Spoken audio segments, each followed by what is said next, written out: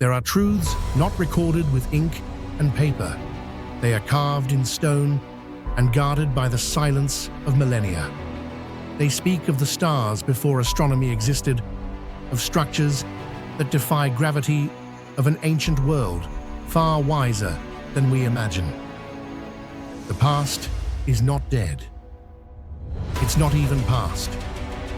It is waiting for us to learn how to listen to the whispers of the stone. When people mention the Nabatean civilization, most immediately think of Petra in Jordan, the famous rose-red city carved into stone. Yet in the middle of the Saudi Arabian desert, there exists another site equally magnificent and mysterious, the Al-Ula stone tombs. These are not just ancient rock-cut graves, but also a treasury of enigmas surrounding construction techniques and undeciphered inscriptions. Al-Ula is located in northwestern Saudi Arabia, a land with thousands of years of history, once serving as a hub for trade, religion, and cultural exchange. The most prominent part of the region is Hegra Madain Saleh, Saudi Arabia's first UNESCO World Heritage Site, with over 100 tombs carved directly into massive sandstone cliffs. Considered the twin sibling of Petra, it holds its own mysteries that science has yet to fully explain. Question for you. In your opinion, what is the greatest mystery of the Al-Ula stone tombs? Their advanced construction techniques or the undeciphered ancient inscriptions? Share your thoughts in the comments below. The stone tombs of Al-Ula leave a breathtaking impression at first sight, for they were not built from bricks or stacked stones like many other ancient monuments, but were instead carved directly into massive sandstone cliffs in the heart of the desert. This method not only ensured their survival through the centuries, but also gave them a unique beauty, with facades adorned by intricate columns, motifs, animal figures, and religious symbols. What is even more astonishing is that each tomb bears a distinct style, as if reflecting the social status and personal identity of its owner. Some facades rise more than 20 meters high, with a symmetry and refinement that prompt modern scholars to wonder, with the limited tools available in that era, how could the Nabateans achieve such precision and craftsmanship? This remains one of the greatest enigmas, making Al-Ula a mysterious masterpiece of rock-cut architecture. One of the greatest questions surrounding Al-Ula is the mystery of ancient construction techniques. How could they have created such monumental works with such accuracy and refinement that even modern researchers remain astonished? Archaeologists have found evidence that the Nabateans used copper and iron chisels for carving. Yet cutting into hard sandstone and producing smooth surfaces and sharp details seems far beyond what these rudimentary tools could achieve. Some theories suggest they may have combined this with polishing techniques using sand and water, but concrete evidence is still lacking.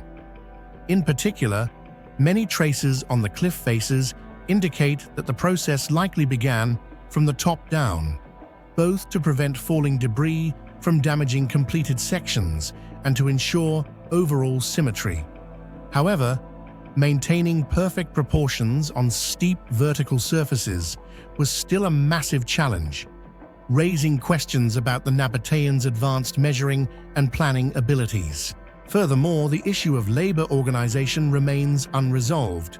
Did professional teams of artisans exist, carefully trained and directed, or was this the collective effort of an entire community under elite supervision? Some scholars even speculate that the Nabateans might have possessed lost techniques, possibly linked to the construction knowledge of ancient Egypt or Mesopotamia. Yet so far, no definitive evidence has been found, leaving the mystery of Al-Ula's construction methods as an enduring puzzle that continues to challenge human curiosity. One particularly striking aspect that makes the Al-Ula stone tombs so mysterious is the presence of ancient inscriptions and symbols carved onto their facades and rock surfaces. These are not merely decorative marks, but resemble a system of messages left by the ancients for future generations. Many texts are written in Nabatean Aramaic and Lahayanite, and some even in scripts whose origins remain unidentified. Certain tombs contain the names or titles of their owners, hinting at their social rank and status within the community, though much of the writing has eroded, making translation difficult. In addition, carvings of animals and deities such as birds, lions, camels, the god Dushara, and the goddess Al-Uzza are believed to have served as spiritual guardians for the deceased. Particularly intriguing are the numerous geometric figures and astronomical symbols that remain undeciphered. Could they be religious codes or systems of calendrical and astronomical records tied to funerary rituals? Some scholars have suggested these signs may correspond directly to the positions of stars, creating a symbolic link between the dead and the divine realm. Yet no scholarly consensus has been reached, leaving the stone tombs of Al-Ula steeped in an enduring aura of mystery that continues to challenge human curiosity. Al-Ula reflects more than just Nabatean culture. It embodies a fusion of civilizations. Before the Nabateans, the region was home to the Dedanites and Lahayanites, later influenced by the Romans. This cultural layering explains why the tombs show a blend of Greco-Roman elements alongside local Arabian styles. This raises the question who first began the tradition of rock-cut tombs at Al-Ula. Were the refined techniques purely Nabatean innovations or inherited from earlier civilizations? The Al-Ula tombs were not just burial sites. They embodied beliefs in immortality and the link between humans and the divine. The Nabateans believed the soul would continue into another world, and the tomb served as its eternal house. Funerary rituals may have involved offerings of incense, wine, and myrrh, the very products that made Nabatean trade so prosperous. This shows how commerce, religion, and spiritual life were deeply intertwined. While Petra is world-renowned as a wonder, Al-Ula was forgotten for centuries. Part of this was due to its remote location, and part due to Saudi Arabia's long-standing restrictions on access. Only in recent decades, with international archaeological work, have Al-Ula's secrets begun to surface. Still, many tombs remain unexplored, many inscriptions undeciphered. As a result, Al-Ula has retained an untouched aura of mystery that Petra has partly lost. The two greatest mysteries of the Al-Ula stone tombs remain unsolved to this day. The first is construction techniques with the rudimentary tools of antiquity. How could the Nabateans carve hundreds of massive rock tombs with such symmetry and refinement rarely seen elsewhere? The second is the undeciphered symbols. Do the inscriptions, carvings, and astronomical motifs on the facades simply hold religious meaning, or do they conceal a coded system, perhaps even a form of astronomical or calendrical knowledge now lost? The silence of stone and desert sands has guarded these answers for thousands of years, making Al-Ula one of the most compelling and enduring archaeological enigmas of the Middle East. The Al-Ula stone tombs are not merely architectural relics, but a stone book of a vanished civilization.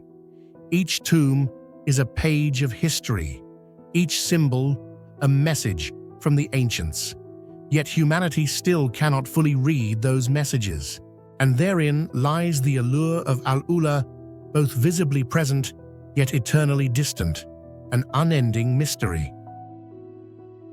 A towering slab of black granite carved more than 200 years ago still whispers one of history's greatest mysteries. Known as the Meneptah Stele, this monument was raised around 1208 BCE under Pharaoh Meneptah, son of the legendary Ramses II. At first glance, it seems like just another royal victory record, boasting of Egypt's triumphs over enemies far and wide. But hidden within its lines lies a single word, a name, that would forever alter the way we understand ancient history. That name is Israel, the earliest mention of this people ever found outside the Bible, sparking centuries of debate, controversy, and fascination. Does the mention of Israel on the Merneptah stele prove that this people truly existed in Canaan during the 13th century BCE, or could it just be Egyptian propaganda? Share your thoughts in the comments below. Most of the stele's text is a victory record praising Pharaoh Merneptah's successful campaigns. He is described as defeating enemies in Canaan, Libya, and other groups threatening Egypt's borders. The hieroglyphs vividly portray enemies, crushed cities destroyed, and lands devastated under the might of Egypt's army. Such victory stelae were common in Egyptian culture, as pharaohs often carved their triumphs into stone to be remembered for eternity. Yet what makes the Merneptah stele truly unique lies in a small phrase, powerful enough to spark centuries of debate among scholars. For the first time in history, the word Israel appears outside the Bible. Within the text, among the list of conquered nations and cities, scholars discovered a hieroglyphic phrase translated as Israel. This is the earliest known archaeological evidence confirming the existence of a community called Israel in the 13th century BCE. This is highly significant since before this discovery, many believed the biblical accounts of Israel were purely symbolic or legendary, lacking tangible proof.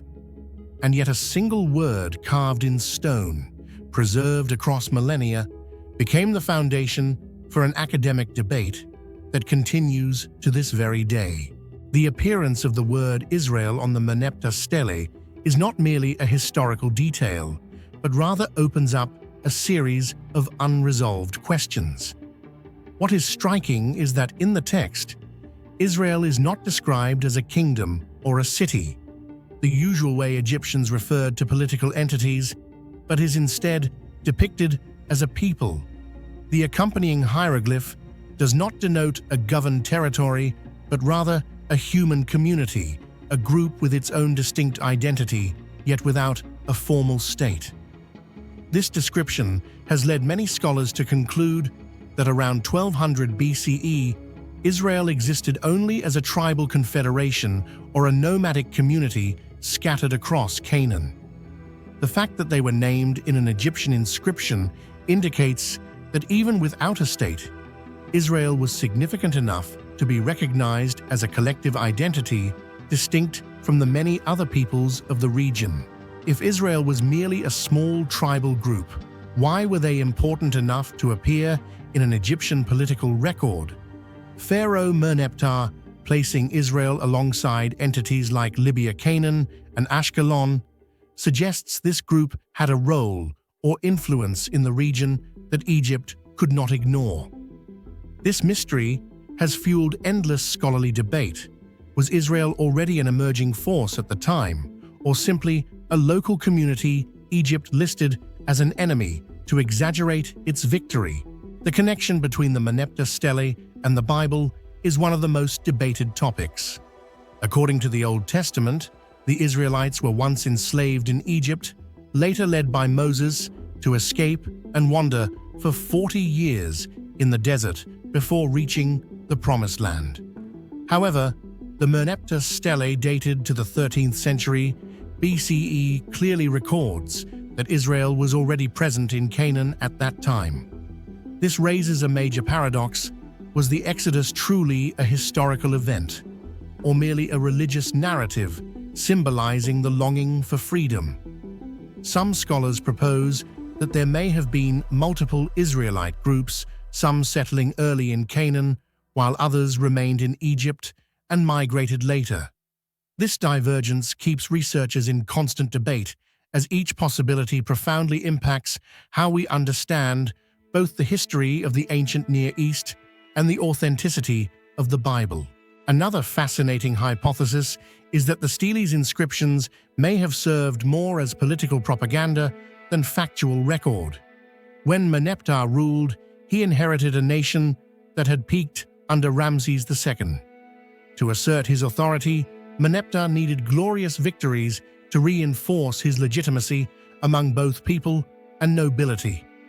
Thus, some of the victories carved into stone may have been exaggerated or even symbolic.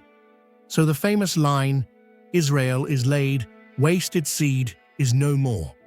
Does it reflect an actual event or merely a political message? Clearly, Israel did not vanish, but instead continued to endure and grow stronger afterward. This contradiction has opened new research directions. Perhaps ancient Egypt never truly destroyed Israel, but only achieved a localized military success, which was then magnified for propaganda purposes. This highlights the dual nature of the Merneptah stele, both a priceless historical artifact and a politically charged document. The most striking aspect of the Merneptah stele is its chronological overlap with the biblical narrative.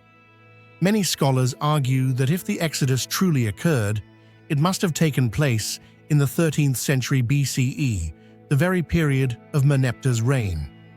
Thus, this stele could represent a crucial piece in clarifying the historical context behind religious stories. However, existing archaeological evidence is too scarce and inconclusive to provide a definitive answer. Some scholars even hypothesize that the term Israel on the stele may not have referred to the Israelite community as we know it today, but perhaps to a different group of people, later absorbed into biblical tradition. This ambiguity has made the Merneptah stele a focal point of unending scholarly debate. Beyond the enigma of the word Israel, the Merneptah stele reveals much about how Egyptians viewed the world. They not only recorded victories, but also projected Egypt as the center of power, with all other peoples subject to its rule. The rhetoric on the stele is hyperbolic, declaring enemies wiped out or their seed gone forever, meant to emphasize the pharaoh's absolute strength. Yet in Israel's case, this declaration became a historical paradox. Far from disappearing, the Israelites went on to become one of the most influential peoples in human history. Today, the Merneptah stele is housed in the Egyptian Museum in Cairo, attracting thousands of visitors and scholars each year. Standing before the massive black monument, one cannot help but feel a shiver. Here is a living witness of the past, a brief inscription powerful enough to challenge our entire framework of knowledge about the ancient Near East. The hieroglyphs carved more than 3 millennia ago still refuse to give up all their secrets. In conclusion, the Merneptah stele carries immense historical significance. It not only records the triumphs of an Egyptian pharaoh, but also marks the first time the name Israel appears in a text outside the Bible. That single detail turned it into a bridge between archaeology and religion, between historical reality and sacred narrative. Perhaps the greatest mystery lies not in whether Israel truly existed in the 13th century BCE, but in how a single word could challenge the very way we understand human history. Nineveh, the illustrious capital of the Assyrian Empire, was once praised as the city that cannot be conquered, the queen of eastern cities. In the 7th century BCE, Nineveh was the foremost political, military, and cultural center of the Near East. With walls stretching over 12 kilometers, rising more than 30 meters high and 15 meters thick, people believed no army could ever breach such formidable defenses. Inside Nineveh, dazzled with royal palaces, temples to the gods, and the great library of Ashurbanipal, containing tens of thousands of cuneiform tablets. It was not only a symbol of Assyrian power, but also a treasure trove of human knowledge. Yet in 612 BCE, Nineveh suddenly collapsed after only 3 months of siege, shocking the entire ancient world. This event left behind a mystery that has lasted for over 2,600 years. Why did a city once thought to be impregnable fall so swiftly? What do you think caused Nineveh, once believed to be impregnable, to fall so quickly? Was it political weakness, military strategy, natural disaster, or something else entirely? Share your thoughts in the comments below. The most astonishing aspect of Nineveh's story is the unbelievably rapid collapse. According to ancient records, in the summer of 612 BCE, the alliance of Babylonians, Medes, and Scythians launched a decisive assault. Normally fortified cities of antiquity endured years of siege before falling, yet Nineveh, with its massive walls, deep moats, and strong defensive forces, was subdued in just 3 short months. This comparison baffles modern archaeologists.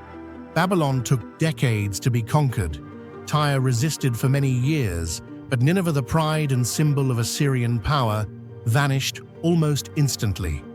This stark contrast makes the mystery of Nineveh's destruction one of the greatest unanswered questions in the history of the ancient Near East. One of the most frequently mentioned hypotheses to explain Nineveh's rapid collapse is that the Assyrian Empire had grown overly confident in its own defenses.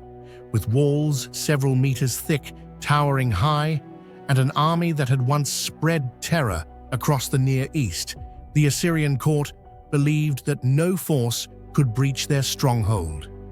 Yet records indicate that at the time, King Sin-Shar-Ishkun faced a series of crises: a divided court, an empty treasury after numerous campaigns, and a populace exhausted by endless wars. This weakness meant that Nineveh, though grand in appearance, no longer held its true strength.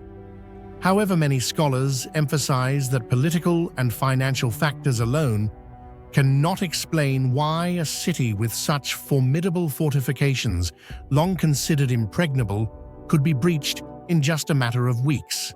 Archaeological evidence has provided strange clues that make the mystery of Nineveh's fall even harder to explain. Excavations revealed traces of massive fires, with many bricks and limestone blocks melted at extremely high temperatures, far beyond what ordinary fires could produce. This has led some scholars to suggest that Nineveh was not only brought down by warfare, but also by another unexpected factor, perhaps a natural disaster such as flooding or earthquakes, or even some kind of special military technology unknown to us today. Remarkably, some Babylonian texts record that the Allied forces diverted the flow of the Tigris River to weaken the foundations, causing Nineveh's colossal walls to collapse. If true, this would have been a hydraulic and military engineering feat of extraordinary scale, far beyond what we typically attribute to the ancient world. Yet modern archaeology has not been able to decisively prove that the river was diverted on such a massive scale. This leaves a profound question: was Nineveh destroyed purely by external force? Or did its own internal weaknesses combine with these assaults, causing the mighty city to fall in an instant? The mystery deepens when compared to Assyria's former might. This was the empire that had terrorized Mesopotamia, defeated Egypt, forced Israel and Judah to pay tribute, and built monumental structures supported by vast armies. And yet, in such a short span, this power evaporated. Could Assyria's cruelty have provoked so many nations that they rose together to finish off Nineveh, making it the collective target of centuries of resentment? Beyond military and political theories, a spiritual dimension is tied to Nineveh's rapid downfall. Biblical prophecy. In the book of Nahum, Nineveh's destruction is vividly described as a bloody city consumed by fire and swept away by floodwaters. Coincidentally, Babylonian records also mention the river breaching Nineveh's walls. Was this mere coincidence, or was Nineveh's fate sealed by forces beyond human comprehension. For believers, this was divine prophecy fulfilled. For scholars, it is a challenge to explain historically, with tangible evidence. Another strange aspect of the Nineveh destruction mystery is how the city almost vanished from human memory after its fall. For more than 2 millennia, Greek and Roman historians only mention Nineveh vaguely, and some even doubted its existence. This odd disappearance led many to wonder if Nineveh had been deliberately erased from history or obliterated by forces beyond the natural. It was not until the 19th century that European archaeologists excavated Mosul in modern Iraq, uncovering ruined walls, palaces, and the library of Ashurbanipal. Only then did humanity confirm that Nineveh had indeed been a great metropolis, and that its swift fall was a historical fact, not just legend. The mystery deepens further when considering Assyria's lost wealth.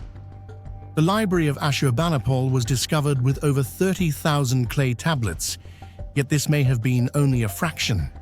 The immense treasures of gold, silver, and royal jewels seemed to vanish. Were they looted in the chaos or destroyed in the inferno? No one knows. This disappearance strengthens the idea that Nineveh endured a total annihilation, not just physical, but also cultural memory. Today, archaeologists, historians, and even proponents of alternative theories continue to debate. For scientists, Nineveh is an archaeological puzzle. How could one of the mightiest cities of antiquity fall so rapidly? For religious circles, it is proof of prophecy fulfilled. For mystery enthusiasts, it evokes ideas of lost technology, ancient weaponry, or massive hydraulic engineering far beyond what we can reconstruct today. The only certainty is that Nineveh's fall marked a turning point, the end of Assyria, and the rise of the Neo-Babylonian Empire. Yet in historical memory, Nineveh is remembered not only as a mighty city, but also as one of the greatest enigmas of the ancient world, a place where destruction came too swiftly to be easily explained. Thus, the Nineveh destruction mystery is not merely about fire damage prophecies or missing treasures, but above all, about the extraordinary speed of collapse so fast that humanity must still ask, was Nineveh destroyed solely by military power or by hidden forces that modern science has yet to uncover?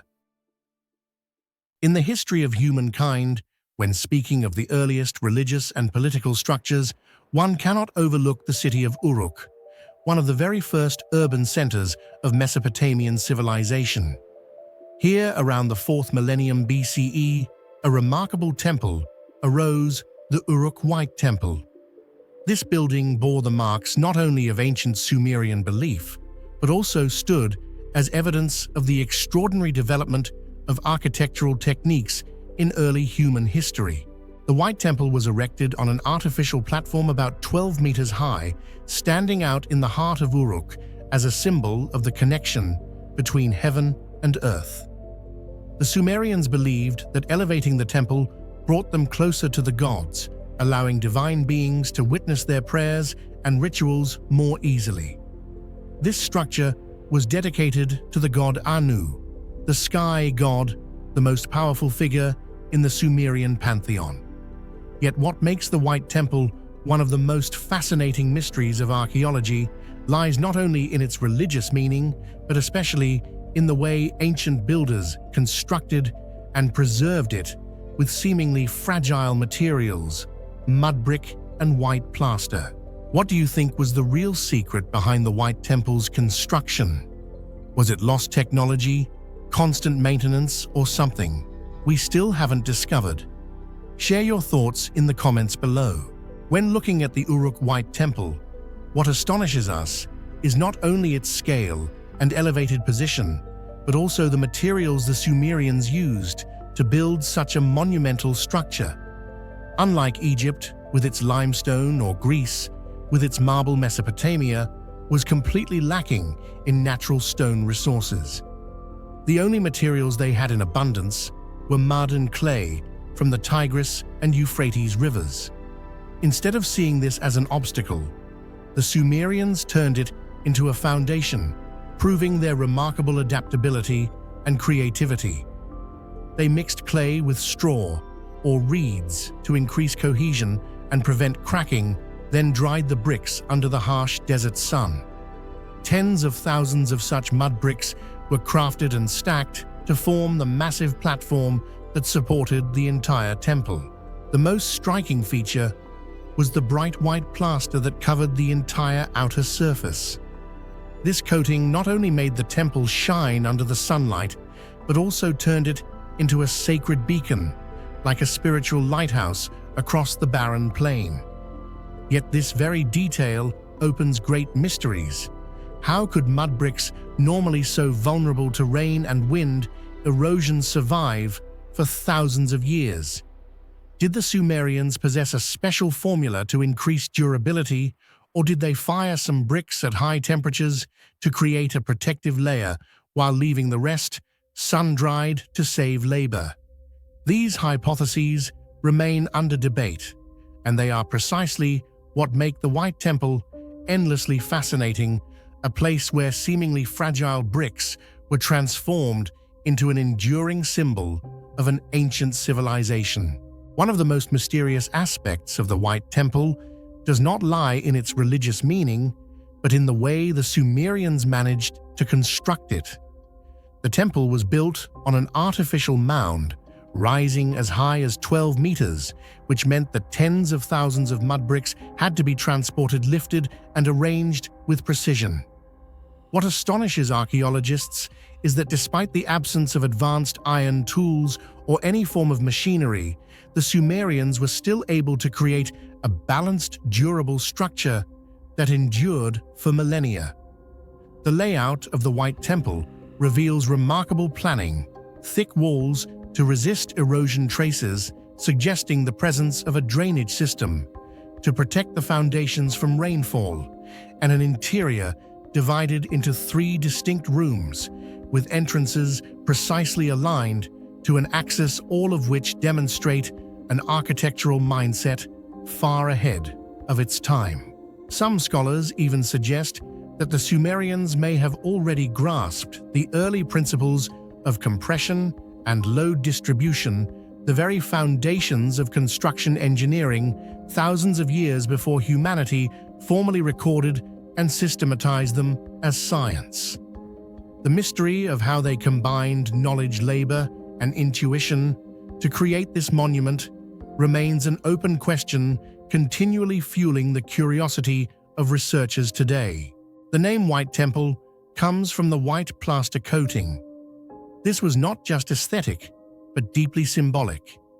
In the harsh Mesopotamian sun, the bright coating reflected heat, while also making the temple shine as a sacred beacon at the city's heart.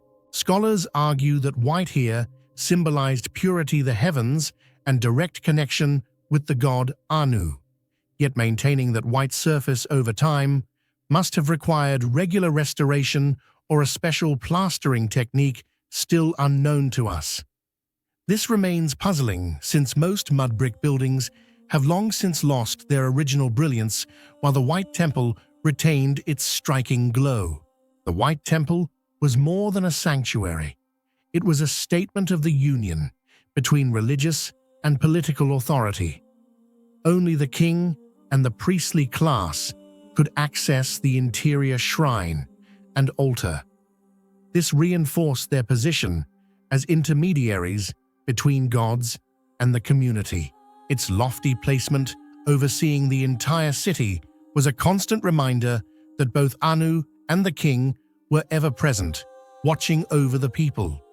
This temple thus stands as one of the earliest markers of state formation, where religion was fused with political power as a tool of governance. Although it has stood for more than 5,000 years, the White Temple still poses countless questions that puzzle archaeologists. How could a structure built of mud brick, so easily eroded by rain and wind, remain intact in the harsh climate of Mesopotamia? What mysterious formula allowed the white plaster to retain its brightness and durability over millennia? There is also no clear answer as to how the Sumerians organized labor, transported and arranged tens of thousands of bricks to raise the temple to a height of 12 meters without modern tools or machinery. Some scholars even debate whether the White Temple was merely an early experiment or the very prototype that inspired the great ziggurats to come. These questions not only reveal gaps in our knowledge, but also inspire admiration for the intelligence and creativity of the Sumerians who were far ahead of their time. The Uruk White Temple is not merely an archaeological site, it is a vivid testament to the adaptability and innovation of early humans. In a land poor in natural resources, with no stone or fine timber, the Sumerians used mud itself to build a monument that has endured for millennia. The mystery of its materials and construction techniques continues to intrigue scholars and anyone curious about the origins of civilization. Perhaps the White Temple proves that even the weakest-seeming materials, when mastered, can create an immortal legacy. And it reminds us that the Sumerians were far from primitive. They possessed architectural knowledge and organizational skills far beyond what later generations might have imagined. When people think of the great civilizations of ancient Africa, their minds often turn to Egypt with its massive pyramids and the mysterious Sphinx. Yet alongside Egypt in the land of Nubia, today's northern Sudan, another civilization once thrived: the Kerma culture. The capital of this culture was not only a political and economic hub, but also a place filled with mysteries that archaeologists are still trying to unravel. The city of Kerma, which emerged around 2500 BCE, was once the heart of a kingdom that controlled vital trade routes along the Nile River. It flourished through its control of gold, ivory, incense, and other rare resources from tropical Africa that were transported northward. But what made Kerma stand out most of all was a monumental structure called the Defufa, an immortal symbol of this civilization, and at the same time, its greatest unresolved mystery. What do you think was the true purpose of the Great Defufa? Was it a temple, a royal tomb, or something else entirely? Share your thoughts in the comments below. At the center of Kerma's capital, archaeologists discovered a massive building made entirely of sun-dried mud brick, rising more than 18 meters high with thick, sturdy walls. Modern scholars call this structure the Defufa, a Nubian word meaning giant mud brick block. The very presence of such a structure in the middle of the harsh desert shocked archaeologists with its size, durability, and the complexity of its construction techniques. What makes the Defufa even more remarkable is that it was not a single structure. In Kerma, archaeologists uncovered 3 Defufas: the Great Defufa in the city center, the Western Defufa near the Royal Cemetery, and a smaller one elsewhere. Among them, the Great Defufa is the most extraordinary. With its multi-level architecture corridors and chambers inside, it was not just a solid block of bricks, but a complex that likely had ceremonial or political functions. The true purpose of the Defufa remains a matter of debate. Some theories suggest it was a central temple where the Kerma people performed rituals to honor gods and ancestors. Others believe it was a giant tomb built to house the remains of the first ruler or the most powerful leaders. Still others argue that it served as an administrative center, a symbol of power and authority. Whatever the case, the Defufa has stood tall for millennia, a lasting testament to the organizational ability and creativity of ancient Nubians. Even more mysterious is its construction technique. The Kerma people created massive mud bricks compressed and hardened under the blazing desert sun and stacked them with astonishing precision to form walls several meters thick. The building's ability to withstand the region's harsh climate has amazed researchers.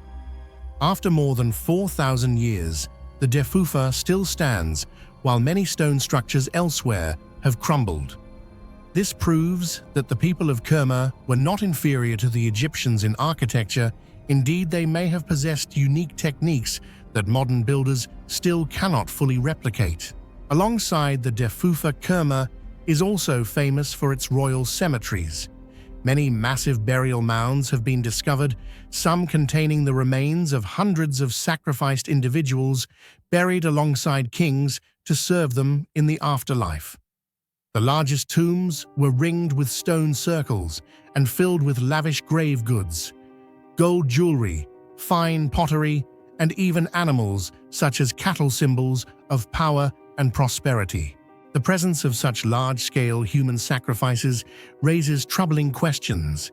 Were they religious rituals or a political display of absolute authority? How could a society maintain the consensus needed to carry out such practices? These remain some of the most haunting mysteries of Kerma. Kerma did not exist in isolation. Archaeological evidence reveals a complex relationship between Kerma and Egypt. They were both trade partners and bitter enemies. Many Kerma tombs contained Egyptian objects, amulets, figurines, and luxury goods. But were these items the spoils of war or proof of trade and cultural exchange? At one point, Kerma was powerful enough to invade and control southern Egypt in the 17th century BCE. This forced pharaohs, such as Thutmose I and later Thutmose III, to launch campaigns to crush Kerma and annex the region. Even so, the resilience of the Nubians preserved their distinct identity, resisting full assimilation. One of the greatest enigmas of Kerma lies in its social organization. Unlike Egypt, Kerma left behind no written records or inscriptions. Historians must rely entirely on archaeology to reconstruct its history. The evidence suggests a wealthy ruling class that controlled trade routes and vast resources. This implies that Kerma was a centralized state, with strong authority, not merely a loose tribal confederation, as earlier theories once assumed. Around 1500 BCE, the city of Kerma fell into the hands of Egyptian armies under powerful pharaohs. Its walls, ceremonial structures, and even the great Defufa were placed under foreign control, with many areas restructured to fit the new model of governance. Yet this conquest could not erase Kerma's legacy. On the contrary, its political, cultural, and spiritual foundations became the groundwork for the rise of the Kingdom of Kush, a Nubian power that would later reverse history, march into Egypt, and rule as the 25th dynasty known as the Black Pharaohs of Nubia. Today, as researchers and visitors walk among the surviving ruins, the most striking presence remains the Great Defufa, a towering mud brick monument rising from the desert. It is not merely a relic, but an enduring riddle that challenges the intellect of later generations who built it. What was its true purpose? And how could a civilization, without writing, without recorded history, create a wonder that has endured for more than 4 millennia? The capital of Kerma stands as a powerful reminder of the diversity and complexity of Africa's ancient civilizations. It is remembered not only for its grim burial rituals and its complicated relationship with Egypt, but above all for the Defufa complex, a monumental, enduring, and mysterious architectural feat. The Defufa has made Kerma one of history's most fascinating enigmas, forcing us to rethink the achievements and ingenuity of Nile Valley civilizations. Perhaps it is precisely the absence of written records combined with the enigmatic monuments left behind that has turned Kerma into a blank spot in history, a source of wonder and imagination about a once glorious but forgotten civilization. And perhaps in the future, new archaeological discoveries will bring us closer to solving the mysteries still buried under the scorching sands of Sudan. In the treasury of myths from ancient civilizations, the Hittites, a once mighty empire in Anatolia during the 2nd millennium BCE, also preserved mysterious tales of battles between gods and monsters. One of the most remarkable legends is the Illuyanka myth, which tells of the struggle between the storm god Tarhunt, also called Tarhuns or Teshub in some texts, and the giant dragon, serpent Illuyanka. This story not only reflects the Hittites' religious beliefs and cosmic worldview, but also opens many layers of mystery about origins, cross-civilizational influence, and the spread of the god versus dragon motif across world mythology. What do you think about the similarities between the storm, god versus dragon myths found in so many different civilizations? Do you believe this happened because ancient people observed nature and imagined similar symbols, or do you think there was a shared origin that spread across cultures? Share your thoughts in the comments below. The first striking feature of the Illuyanka myth is its familiar yet haunting structure. The storm god symbol of order, rain, and agricultural protection must fight a giant dragon representing chaos, drought, and nature's obstruction. This motif is not unique to the Hittites. In Greece, Zeus battles Typhon, a monstrous destroyer. In India, Indra slays the serpent Vritra to release life-giving waters. In Mesopotamia, Marduk kills Tiamat, the chaos goddess, in the form of a sea dragon. Such parallels have long raised the question, was this merely coincidence, as ancient peoples across regions symbolized storms, snakes, and rain in similar ways, or did a common origin myth spread through trade routes, wars, and migrations? The Illuyanka myth is also intriguing because it survives in two distinct versions. In the first, Tarhunt is defeated by Illuyanka, losing both his eyes and heart, seen as the essence of divine power. Later, with the help of his daughter Inara and a mortal, he gets Illuyanka drunk and kills it, regaining what he lost. The second version is more tragic. Tarhunt marries his daughter to Illuyanka's son, regains his eyes and heart, and eventually slays Illuyanka, but at the price of sacrificing his own son, who sided with Illuyanka. The existence of two divergent accounts deepens the mystery. Why did the Hittites preserve both instead of establishing one official version? Perhaps each was tied to different rituals or reflected shifting religious layers and political realities in Hittite society. The Illuyanka myth was also tied to the Puruli festival, a major spring celebration. As winter's harshness passed, the Hittites reenacted the story to affirm the triumph of spring fertility and abundance over deathly cold. Illuyanka was thus seen as the embodiment of darkness, drought, and barrenness, while Tarhunt symbolized rain, thunder, and life. His victory allowed crops to return. In this way, the Hittites wove myth directly into the cycles of nature and agriculture, a blend of religion and practical life. Perhaps the most mysterious and fascinating aspect of the Illuyanka myth lies in its origins and cross-cultural impact. Scholars have long noticed its deep connections with myths in Greece, Mesopotamia, India, and even Norse traditions.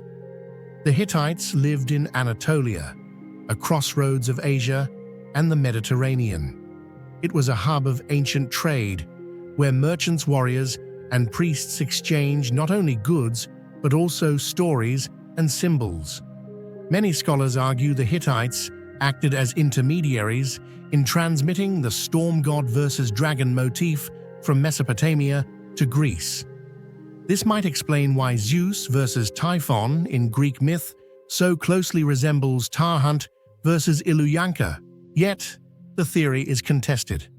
Some argue the Illuyanka myth was a native creation, reflecting the Hittites' own understanding of nature and farming. They point out that all agricultural civilizations faced uncontrollable forces like drought, floods, and storms, so inventing a god versus dragon tale was inevitable. Without borrowing, the similarities they suggest may reflect cultural convergence, where different societies independently developed similar symbolic thinking.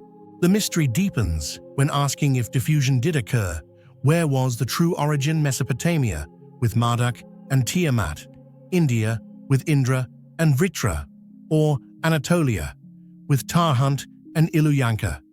No one can say for certain. The existence of two versions itself troubles scholars. Could one represent a local tradition, and the other a foreign influence later merged, or simply alternative tellings of the same archetype? Linguistic studies add another layer. The name Iluyanka may derive from combining Hittite and Luwian words, both meaning snake. If so, it suggests the tale was shaped through cultural interaction among multiple peoples in Anatolia. Thus, the myth may not be purely Hittite, but a composite born of layered traditions and ideas. Beyond its origins, the Iluyanka myth left enduring echoes. In Greek myth, Zeus against Typhon bears striking resemblance. In Norse myth, Thor, the thunder god, fights the world serpent Jörmungandr. These stories, arising in distant lands and centuries apart, still evoke Iluyanka. Was this indirect transmission from Hittites to Greece and then Europe?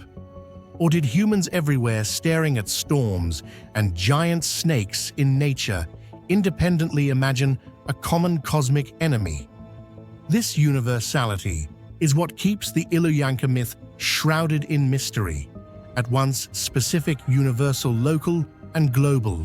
The second version's detail, Tarhunt sacrificing his own son, gives the myth profound depth. It speaks not only of divine victory, but also of the harsh price of triumph. Perhaps the Hittites sought to convey that order demands sacrifice even of what is most precious. The tale thus transcends agricultural symbolism, becoming a human tragedy that elevates the Iluyanka myth into a multi-layered emblem. Today, scholars studying the Iluyanka myth do more than decode its story. They view it as evidence of cultural exchange in antiquity. It shows that myths, though seemingly local, may actually reflect centuries of contact, borrowing, and transformation. Iluyanka is therefore not only the dragon slain by a storm god, but also a symbolic dragon of idea transmission, a mystery that crossed worlds, transcending borders of time and space to leave its imprint on humanity's shared memory. Thus, the Hittite Iluyanka myth is special because it is at once a religious agricultural tale, a tragic myth, and a cross-civilizational enigma. Its most captivating aspect remains its origins and influence. No one knows where it truly began, yet its traces surface in myths worldwide, proof that dragon storms and cosmic battles once formed a common language of ancient humanity. In the world of archaeology, there are sites that may appear to be nothing more than natural caves, yet they turn out to be keys that unlock entirely new chapters of human history. Denisova Cave, located deep in the Altai Mountains of Siberia, is one such place. It is not just a cold stone cavern, but a natural archive where layers of sediment, bones, tools, and traces of ancient human groups have accumulated over hundreds of thousands of years.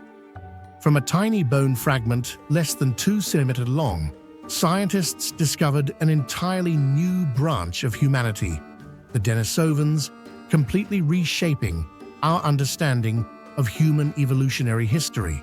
What makes Denisova Cave so extraordinary is not only the discovery of a new human species, but also the layers of mystery that the cave still conceals. Every excavation raises more questions. How intelligent were the Denisovans? What did they leave behind for humanity today? And why? Despite their apparent technical and genetic advantages, did they vanish almost without a trace, leaving behind only fragments of DNA within some modern populations? What do you think happened to the Denisovans?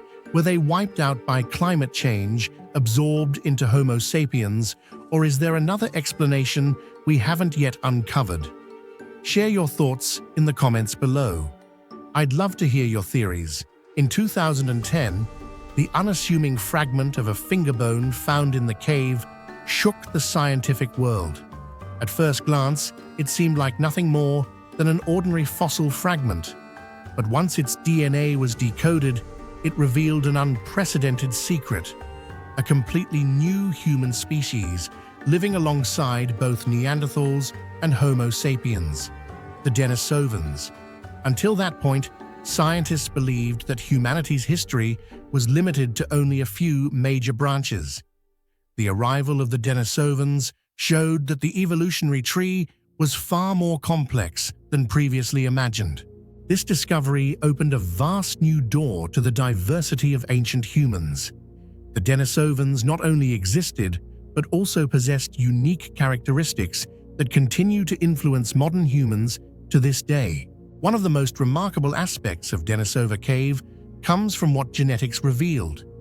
DNA analysis showed that Denisovans were closely related to Neanderthals, with clear evidence of interbreeding. More importantly, they also interbred with Homo sapiens. As a result, parts of Denisovan DNA survive to this day, particularly in the populations of Asia, Papua New Guinea, Aboriginal Australians, and some highland groups. A striking example is the EPAS1 gene, which enables Tibetans to thrive at extreme altitudes with very little oxygen. This gene came from the Denisovans. Thus, even in extinction, the Denisovans left a biological fingerprint within modern humanity, proving that they once played an important role in the survival and adaptation of Homo sapiens. Beyond DNA, Denisova Cave also revealed extraordinary artifacts. Archaeologists unearthed a chlorite bracelet, polished and drilled with incredible precision beads, bone tools, and ornaments carved from mammoth ivory.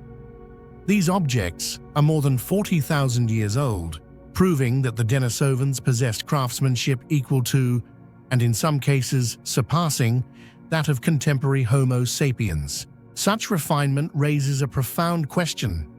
How advanced were the Denisovans truly? If they were capable of producing aesthetic and technically precise objects, why does human history only record Homo sapiens as the dominant species, while the Denisovans seemingly vanished as though they had never existed? In the history of human evolution, perhaps the greatest mystery surrounding the Denisovans is their disappearance. This is a question that has haunted scientists for decades. Why did a group with so many advantages cease to exist, leaving behind traces so faint that they are almost invisible? In reality, the Denisovans seem to possess every condition needed for long-term survival. They had genetic adaptations to harsh environments. They were skilled in crafting tools and jewelry with remarkable precision, and they were biologically connected through interbreeding with other human groups. Yet, in stark contrast to the Neanderthals, who left behind hundreds of archaeological sites and thousands of fossils, the Denisovans are known only through a few bone fragments, a handful of teeth, and scattered bits of DNA found in some modern populations. The pressing question remains, where did they go and why did they vanish so swiftly? Many hypotheses have been proposed. Some researchers suggest that climate change at the end of the Ice Age destroyed or drastically reduced their habitats, forcing them to migrate and eventually leading to their extinction. Another theory emphasizes the fierce competition with Homo sapiens, who had the advantage of numbers technology and social organization. This confrontation may have gradually weakened the Denisovans until they disappeared entirely. However, some scholars argue that the Denisovans never truly vanished, but instead blended into Homo sapiens through prolonged interbreeding.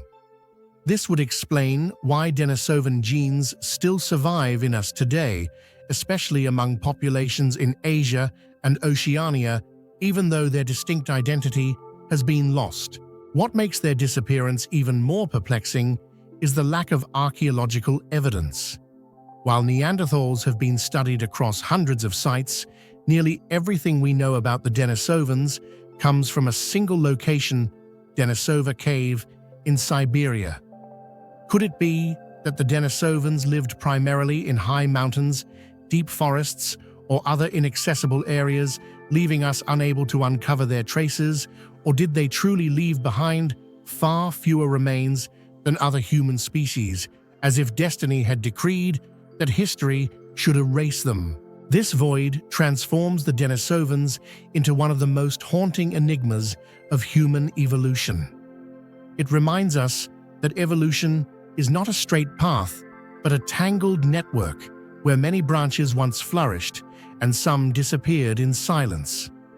The Denisovans may have carried immense potential, but their fate was to sink into obscurity, leaving behind only scattered fragments and a question that remains unanswered. Today, Denisova Cave is regarded as one of the most important archaeological sites in the world.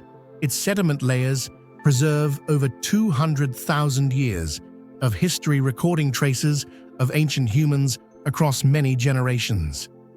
It is one of the few places where evidence of three human groups, Denisovans, Neanderthals, and Homo sapiens, coexists. In this way, the cave is a perfect time capsule, preserving the mysteries of coexistence, competition, and disappearance among human species. What makes Denisova Cave unique is how it reveals the diversity of evolution. Intelligence was not exclusive to Homo sapiens. The Denisovans once lived, crafted jewelry, and left their genetic imprint in us. Yet they departed quietly, leaving behind one of humanity's greatest mysteries. The discoveries at Denisova Cave have transformed our view of human history. A new species was revealed, leaving behind both genetic legacies and exquisite artifacts, but vanishing almost entirely from the archaeological record. The mystery of their disappearance is not just a scientific question, but a reminder that even intelligent and well-adapted species can be buried by the unforgiving forces of nature and history. Today, Denisova Cave continues to be excavated and studied with the hope that one day clearer evidence will solve this enigma. But until then, the disappearance of the Denisovans will remain one of the strangest and most haunting gaps in the story of human evolution. Deep beneath the sands of Saqqara, where shadows of pyramids stretch across the desert, archaeologists stumbled upon a hidden chamber that would rewrite our understanding of ancient Egypt.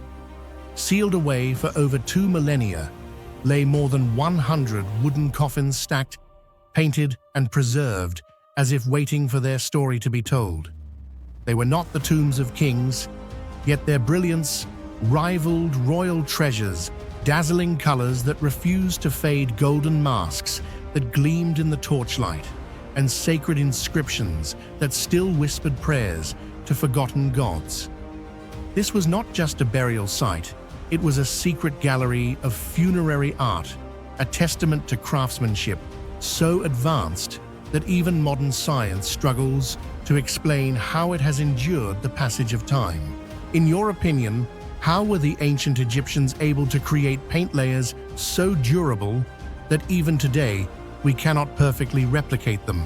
These coffins were unearthed in the necropolis of Saqqara, one of the largest and oldest burial grounds of Egypt, directly associated with the Step Pyramid of Djoser, the world's first monumental stone structure. Saqqara was revered as the sacred cemetery of Memphis, the ancient capital, which makes the discovery of over 100 intact coffins here all the more intriguing. Dating mainly to the late period and the Ptolemaic era, about 2,500 years ago, the coffins have astonishingly retained their vivid colors, sharp motifs, and nearly intact wooden frames despite the passage of millennia. Their resilience stands as living proof of the craftsmanship, material knowledge, and advanced preservation techniques achieved by the ancient Egyptians, leaving today's world in awe. What impressed archaeologists and the public most was the decoration on the Saqqara coffins. Each coffin was not merely a burial container, but transformed into a complete work of art covered in motifs, patterns, and long lines of hieroglyphs. Ancient Egyptian artisans employed a distinctive palette: deep blue from lapis lazuli, bright red from iron oxide, radiant gold from genuine leaf, combined with stark black and white contrasts. Astonishingly, even after more than 2 millennia underground, these pigments remain vibrant, seemingly defying the laws of time.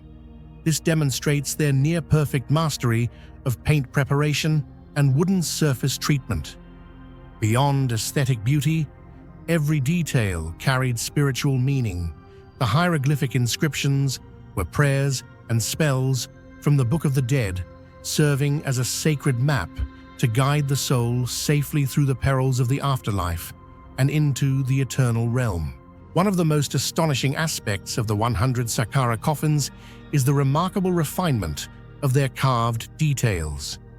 Ancient Egyptian artisans recreated the eyes, hair, garments, and facial features of the deceased with near-perfect precision, blending individual traits with an idealized symbolic style. Many coffins were gilded, their surfaces glowing mysteriously under light, symbolizing immortality and the connection to the sun god Ra. Some even included funerary masks of gold or precious stones, clear evidence of the high social status of their owners, while also reflecting the belief that beauty and power could continue into the afterlife. One of the greatest mysteries of the 100 coffins of Saqqara lies in the Egyptians' mastery of woodworking. Egypt was a land poor in quality timber, offering mostly palm and acacia, which were unsuitable for fine coffins. Yet many Saqqara coffins were crafted from prized wood imported from Lebanon or Nubia, evidence of far-reaching trade networks and of the sacred importance attached to materials in funerary belief. The artisans did far more than simply join planks together. They polished surfaces, applied multiple layers of paint and resin, and sealed every joint to block out moisture and insects. This meticulous technique allowed the coffins to resist decay and shield the mummies inside for over 2 millennia. Remarkably, the resins also carried natural antibacterial properties, unintentionally serving as a biological preservative so effective that even modern science acknowledges its brilliance. In this way, the Saqqara coffins endured not only in form, but as vessels preserving the spirit of an entire civilization. The uniformity of craftsmanship and the richness of decoration found on more than 100 Saqqara coffins have raised major questions for archaeologists. Why were so many elaborately crafted coffins concentrated in a single area rather than scattered across the necropolis? Was this site a special burial ground reserved for priests and religious elites, where each coffin served not only as a resting place, but also as an artistic gateway into the divine realm? Or does it hint at a mysterious collective ritual in which hundreds of souls were prepared at once for their journey into the afterlife? These mysteries remain unresolved, and it is precisely this ambiguity that makes the Saqqara discovery a subject of worldwide fascination.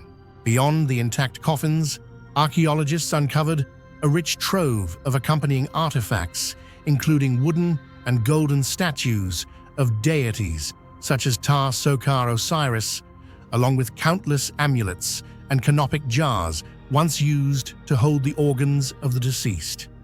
Strikingly, all these items were arranged with deliberate care, reflecting complex funerary rituals and a profound belief in the afterlife. These objects were not mere ornaments, but spiritual instruments, meant to protect the soul and guide it through the perilous passage between life and death. Their presence reveals the intimate connection between art, religion, and mortality in ancient Egyptian culture. The most enigmatic aspect of the 100 Saqqara coffins is that their artistry still endures today. Even with modern science equipped with advanced tools of analysis and restoration, we have yet to perfectly replicate the techniques of the ancient Egyptian craftsmen. How were they able to create pigments so durable that after more than 2 millennia, they still shine vividly under the sun? By what methods did they combine wood paint gold and resin into a nearly impenetrable shield of time? And why does every line and symbol seem to embody both artistic expression and spiritual power, turning these coffins into gateways that bridge the world of the living with the eternal realm? The 100 coffins of Saqqara is not merely a monumental archaeological discovery, it is also proof of humanity's timeless creativity. For the ancient Egyptians, art was not confined to everyday life, it was inseparably linked to belief in immortality.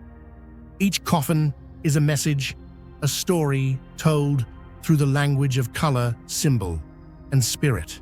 Beneath the painted and gilded wood lies not just the remains of individuals, but the soul of an entire civilization, still whispering to us after thousands of years.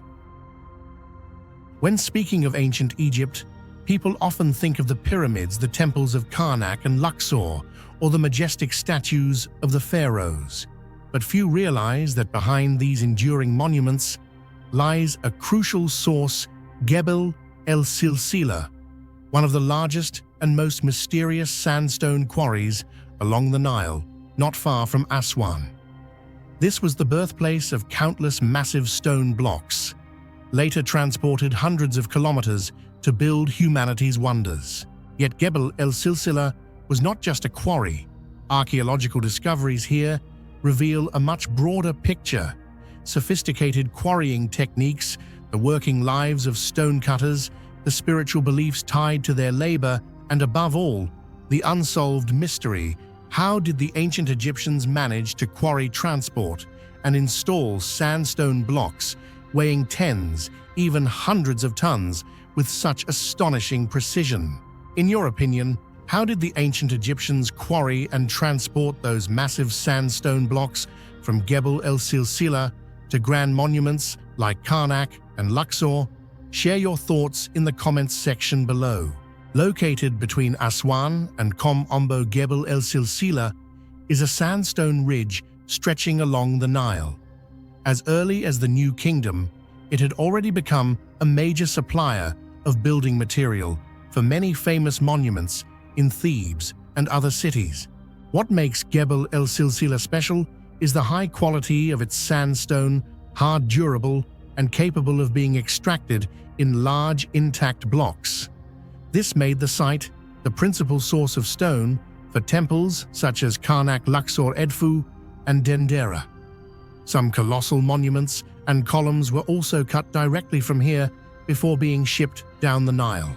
Over decades of excavation, Gebel el-Silsila has gradually revealed a vivid picture of life and technology in ancient Egypt. Across the cliffs, hundreds of quarry marks and pits remain, testifying to large-scale extraction that lasted for millennia. Beyond the stone itself, small workers' tombs discovered in the area show that this was once a place of both harsh labor and daily life. The copper and stone tools unearthed reflect careful calculation in every strike of the chisel, while small shrines dedicated to Sobek and other protective deities reveal that quarrying was not just work, but also a sacred ritual. Most striking are the countless hieroglyphs and carvings on the rock walls, many still undeciphered, leaving scholars to wonder whether they were simple administrative notations or carried deeper spiritual meaning. All this evidence transforms Gebel el-Silsila into a hub of labor, faith, and administration, a genuine portrait of Egyptian society that goes far beyond the familiar image of pharaohs and the elite. The quarrying techniques at Gebel el-Silsila have long stood as one of the greatest mysteries, astonishing archaeologists and modern engineers alike. When examining the deep, perfectly straight cuts left on the sandstone cliffs, many researchers have had to admit that the ancient Egyptians achieved a near-perfect level of precision, something seemingly impossible if relying only on simple primitive tools. According to common theories, quarrymen used copper chisels combined with stone hammers to carve grooves, then inserted dry wooden wedges into cracks. When soaked with water, the wood expanded, creating pressure that split the stone away from the cliff. Some evidence also suggests they may have employed a heat and shock method, burning the rock's surface with fire and then dousing it with cold water to induce fractures. These methods sound plausible, yet when applied to blocks weighing tens or even hundreds of tons, it is hard not to question whether they provided enough power and control to create such smooth, refined cuts. Particularly striking are the unfinished blocks still found in the quarry, which show that workers were capable of extracting pieces almost perfectly squared with sharp edges and astonishingly flat surfaces. Some cuts are so straight that scholars believe they must have used some kind of advanced surveying system, perhaps a standardized grid, to ensure accuracy on a massive scale. This raises a crucial question. How could a civilization more than 3,000 years ago master surveying techniques to such a degree without hard metal tools or mechanical equipment? The sheer scale of extraction at Gebel el-Silsila also baffles researchers. The ancient Egyptians did not simply remove small chunks of stone. Instead, they quarried colossal blocks of sandstone, sometimes stretching dozens of meters long, as if intending to transport entire sections of cliff. Such work would have required hundreds of laborers working simultaneously in perfect coordination under the strict supervision of engineers and royal officials. Any misstep could have cracked the block, endangering the entire workforce. Yet somehow, they maintained extraordinary synchronization, turning the act of quarrying into not just physical labor, but a true art of organization. It is this combination of traditional techniques, precise calculation, and large-scale organization that makes Gebel el-Silsila so fascinating. Even today, while scientific theories provide various explanations, no one can deny that there remains a vast gap in our understanding. Did the ancient Egyptians rely solely on copper tools and collective skill, or did they possess knowledge of materials mechanics and measurement that went far beyond what we imagine? That enduring mystery still lingers on the cut cliffs of Gebel el-Silsila, challenging human curiosity across the millennia. The transportation of stone from Gebel el-Silsila to the great monuments of Thebes was truly the greatest challenge, and still confounds researchers today. The sandstone blocks, some weighing tens of tons, not only had to be cut with precision, but also brought down to the Nile's banks and carried hundreds of kilometers away. A common theory suggests that the Egyptians used ramps made of sand and mud, combined with wooden rollers, to gradually slide the blocks toward the river. Yet the degree of control required to safely handle such massive stones remains difficult to explain. Some ancient reliefs depict enormous boats carrying stone, leading scholars to believe that the Egyptians built specially reinforced wooden ships to withstand the immense weight. However, no evidence confirms that these wooden vessels were truly large and strong enough to transport blocks weighing hundreds of tons without breaking apart mid-river. Another theory emphasizes the annual Nile flood. When water levels rose, loading the blocks onto boats would have been easier. Still, the tough question is how they managed to balance the vessels under such asymmetrical loads. This chain of technical challenges has made the transport process from Gebel el-Silsila one of the most perplexing mysteries of ancient Egyptian civilization. What makes Gebel el-Silsila stand out among other quarries is the presence of shrines and stelae. Quarrymen prayed to Sobek and Hapi, the Nile god, for protection. This reflects that to them, quarrying was not merely labor, but a sacred ritual where humans required divine consent before cutting into the body of the earth. To this day, Gebel el-Silsila still holds mysteries that puzzle scholars.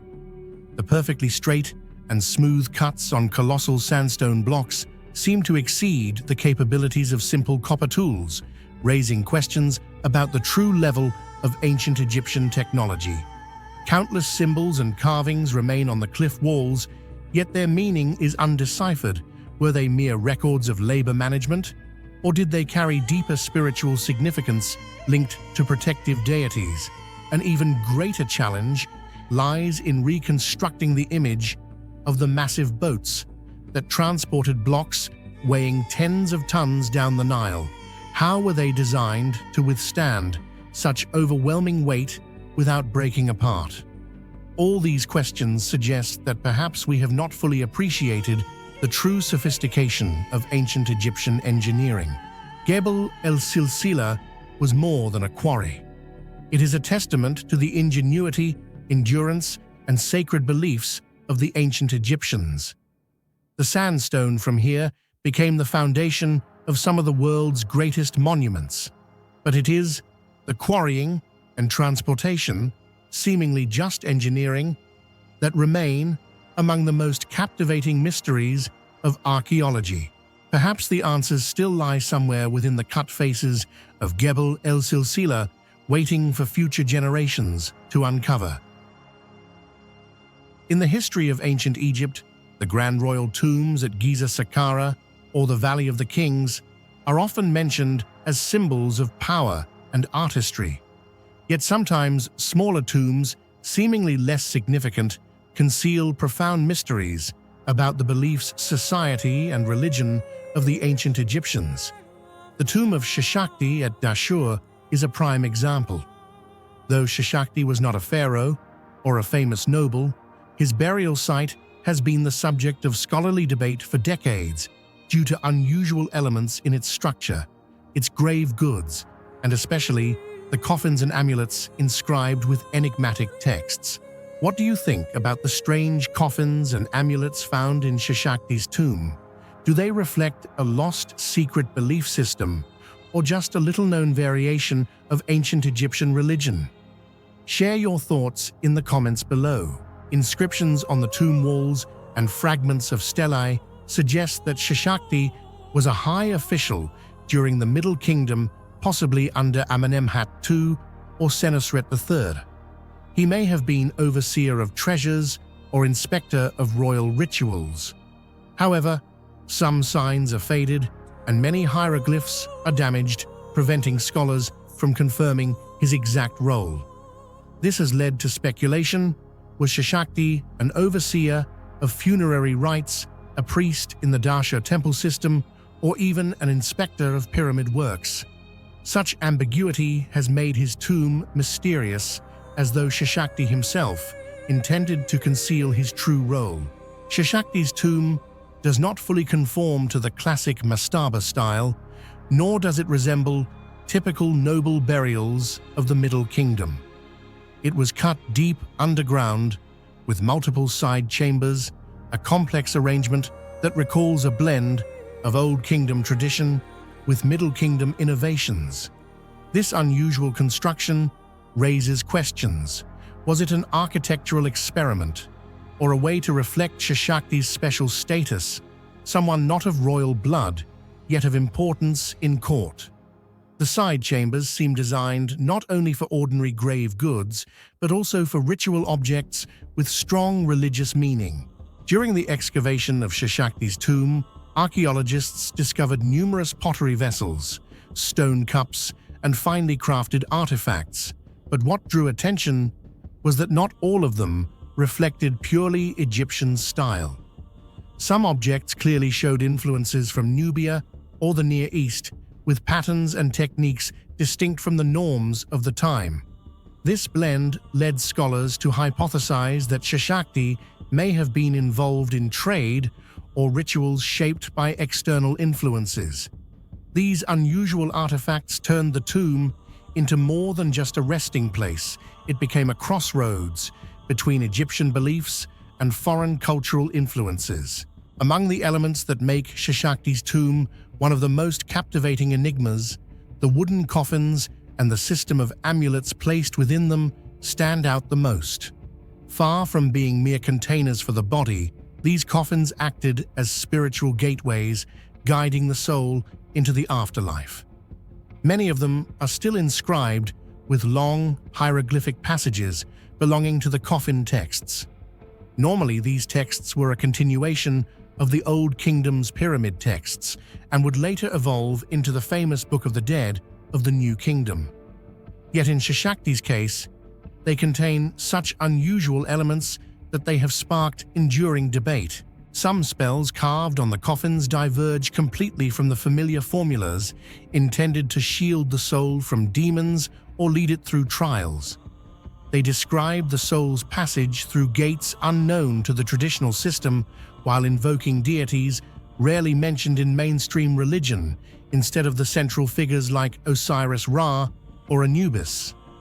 This has led many scholars to hypothesize that Shishakti was connected to a distinctive sect or granted access to esoteric knowledge reserved for the higher priesthood. Beyond the texts, the tomb yielded numerous amulets placed around the mummy and in small compartments of the coffins. While some took on familiar shapes, such as scarabs or the Eye of Horus, others appeared strikingly unusual, never fully documented in Egyptological records. Several bore unfamiliar markings that did not fully align with standard hieroglyphs. This strangeness has given rise to two main interpretations. Either these were a kind of secret code keys crafted solely for Shishakti's soul to unlock the afterlife, or they were signs of cultural cross-influence where foreign beliefs entered Egypt through ritual or trade. If we regard these texts and amulets as a reflection of personal faith, it becomes clear that Shishakti and his family envisioned a far more complex afterlife than the orthodox view.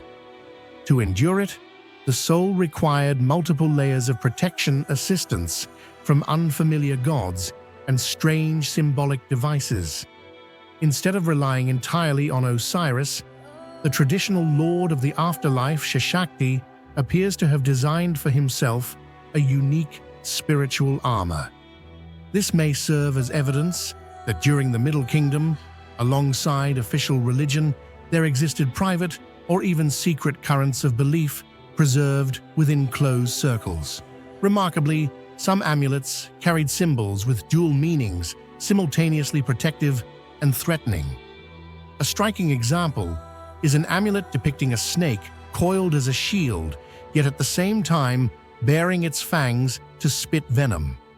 Such ambiguity raises the question, was this a charm against evil, or an oath binding Shishakti's soul to the other world? These contradictory symbols reveal a belief system encoded in his tomb that was highly complex and unlike the prevailing norms. All of this evidence has placed Shishakti's coffins and amulets at the very heart of the mystery. They are not just archaeological objects, but fragments of belief, revealing an Egypt that was diverse and personal, where each individual or family might shape the soul's journey in their own way. To this day, Egyptologists have not fully deciphered these texts and symbols, leaving Shishakti's tomb as a half-open doorway, inviting posterity into a challenging and fascinating exploration. The mysteries of Shishakti's coffins and amulets enrich our understanding of Egyptian funerary practice, but also raise questions about individual religious diversity.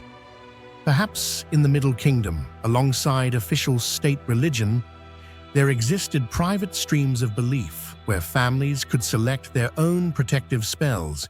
If so, Egyptian religious texts were not as uniform as we imagine, but layered with variation.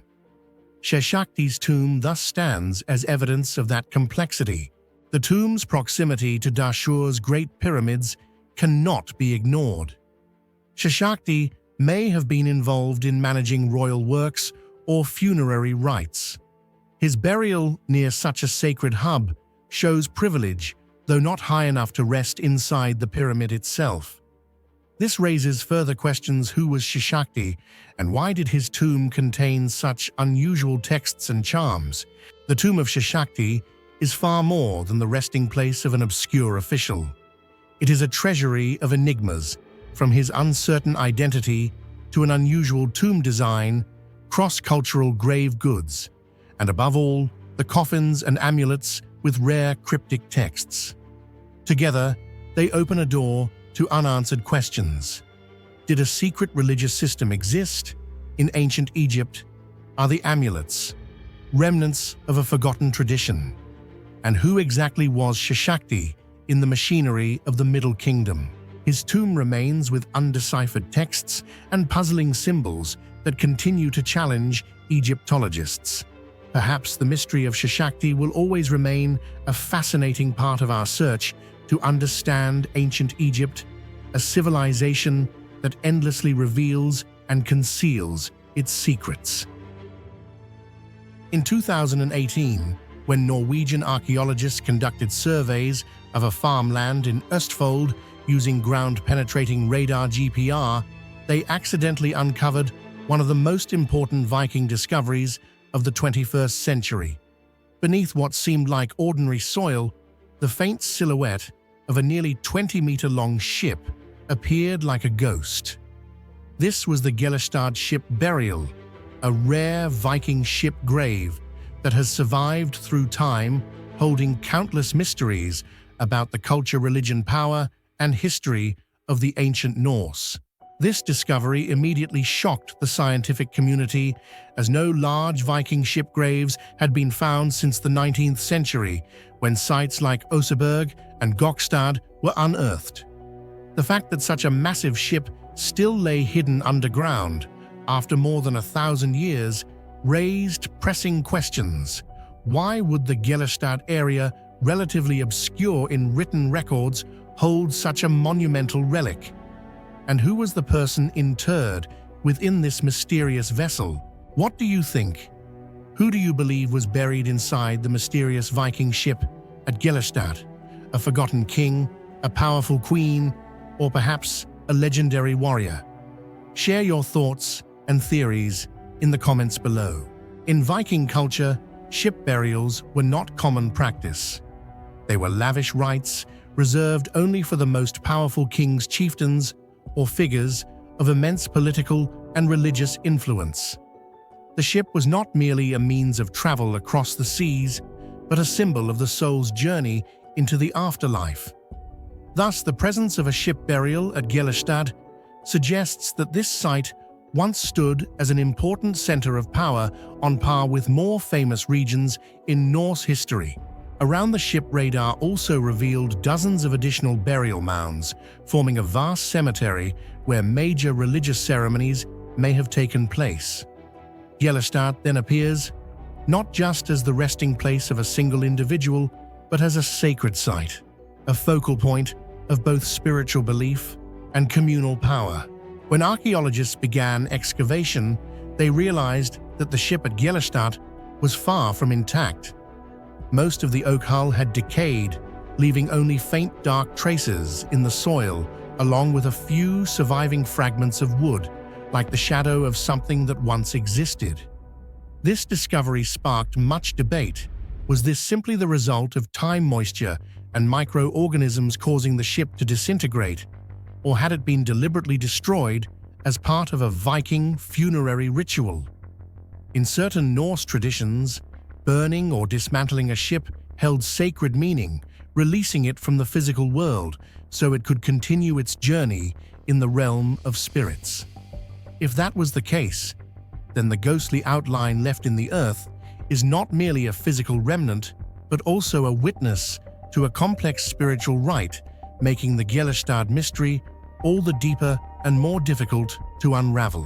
What makes the Viking ship burial at Gjellestad one of the greatest mysteries of modern archaeology is the unresolved question of who was interred there and what the site truly represents.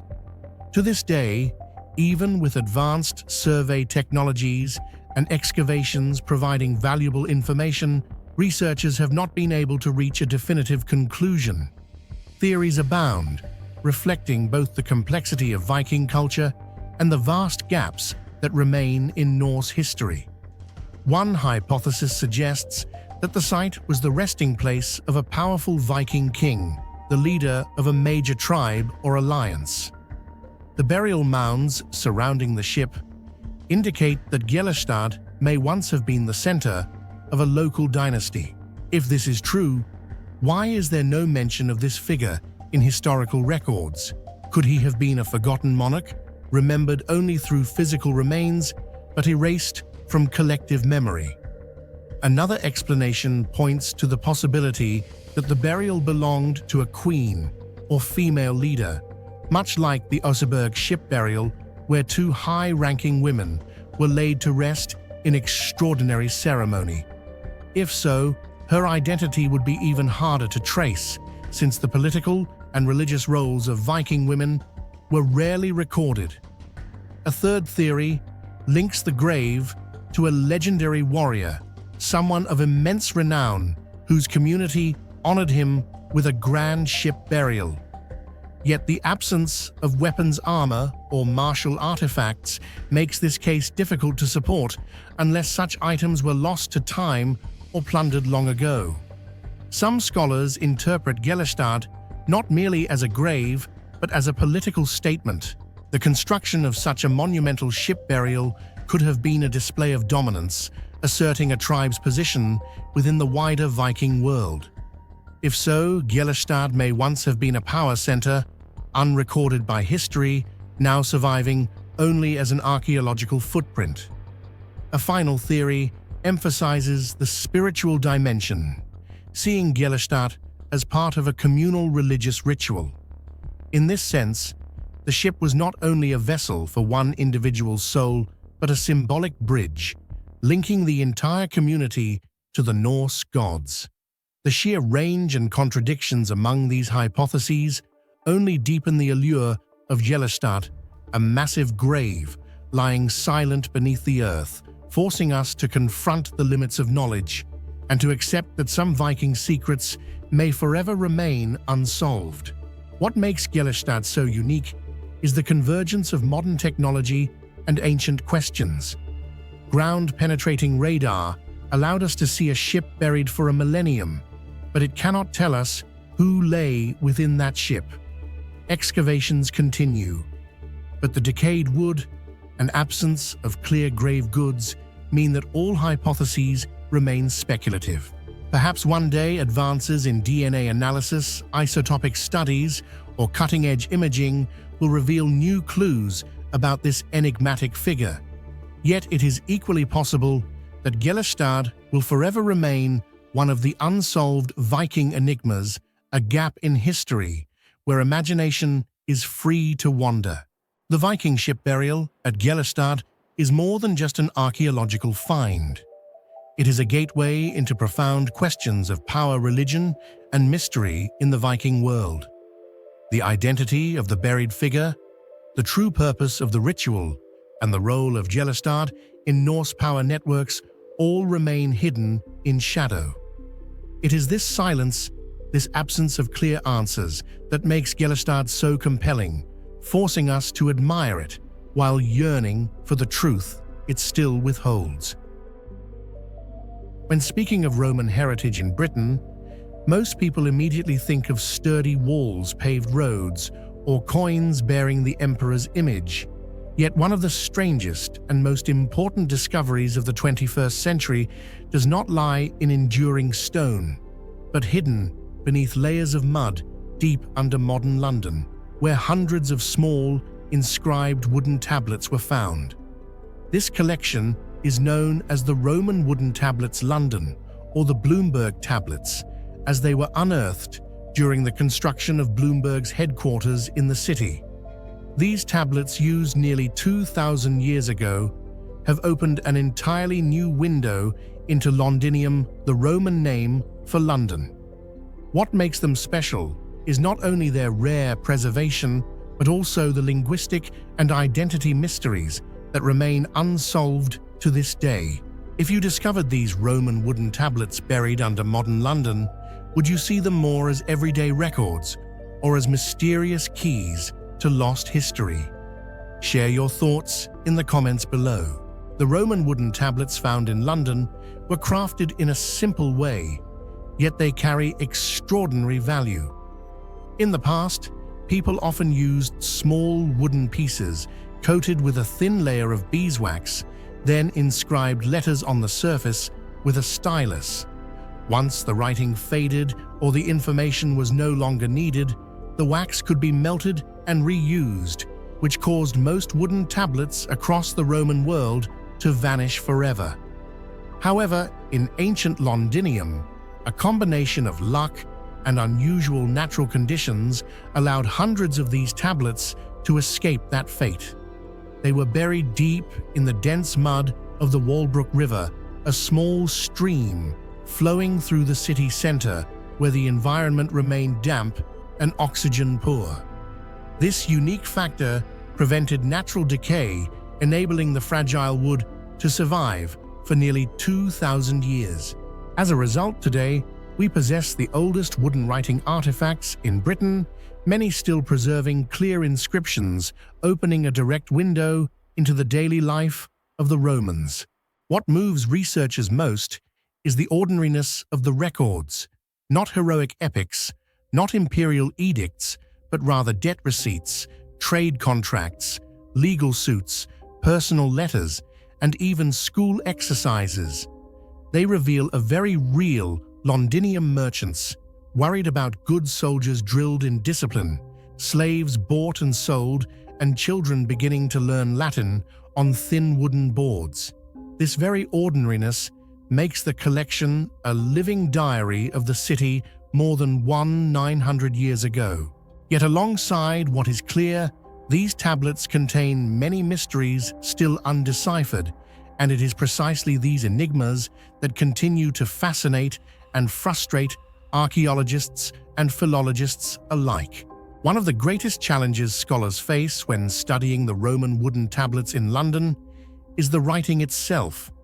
Most of the texts were carved in early handwritten Latin, a hurried form of cursive, filled with angular strokes, distortions, and abbreviations that differ significantly from standard Latin script. Because very few comparative documents from this period survive, deciphering them has become extremely difficult. Many tablets preserve only a handful of recognizable words, while the rest appear as tangled, indecipherable marks resembling secret symbols. To read them, researchers must rely on microscopes, infrared light, and even advanced 3D imaging technology.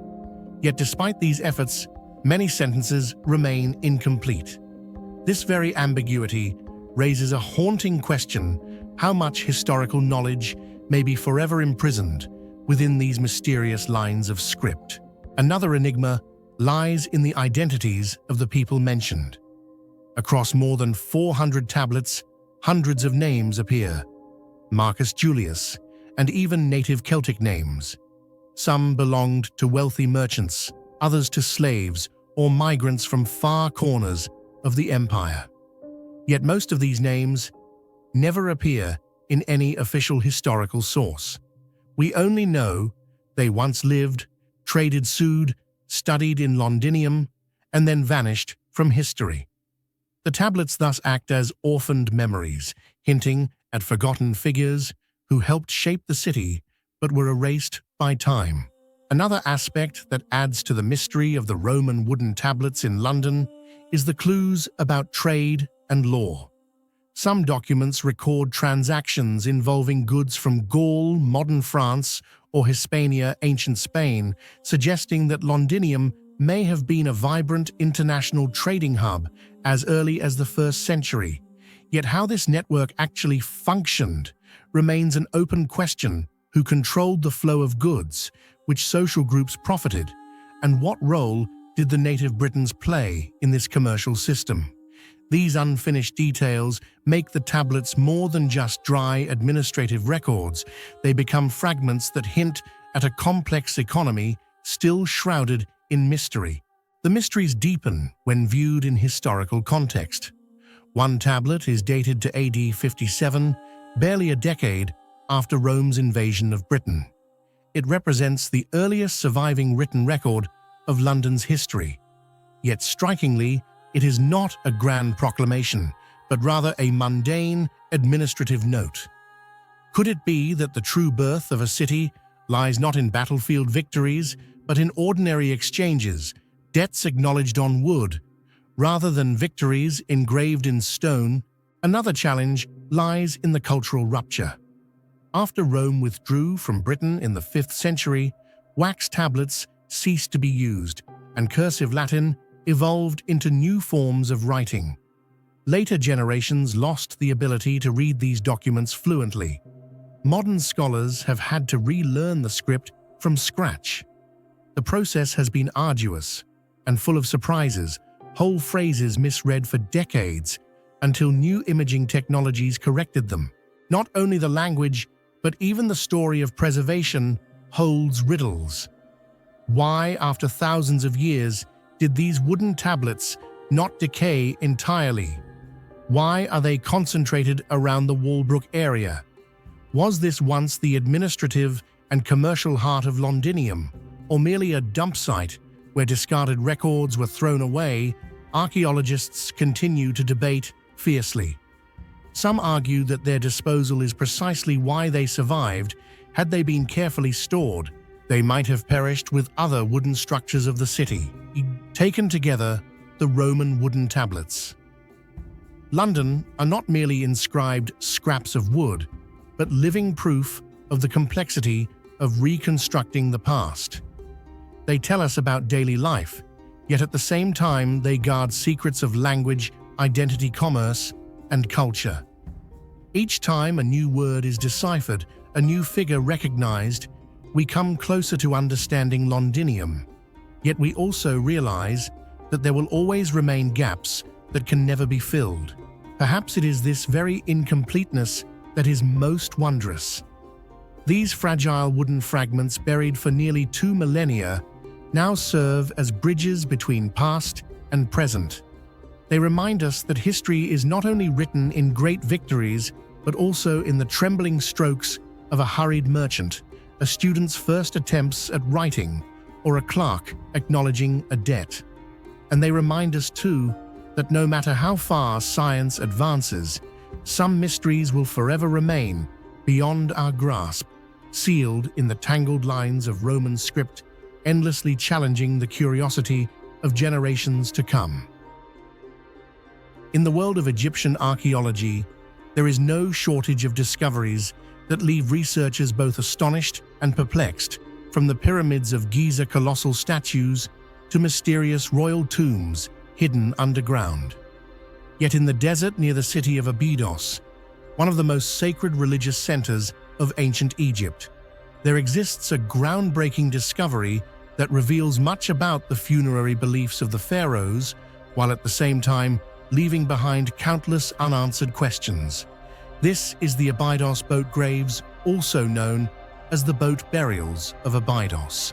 Question for you: do you think the boats at Abydos were actually used on the Nile before being buried, or were they created solely for symbolic ritual purposes?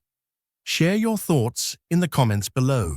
These boat graves date back to around 3100 to 2800 BCE, belonging to Egypt's first and second dynasties. They are considered among the earliest evidence of funerary rituals associated with boats, an indispensable symbol in Egypt's spiritual culture.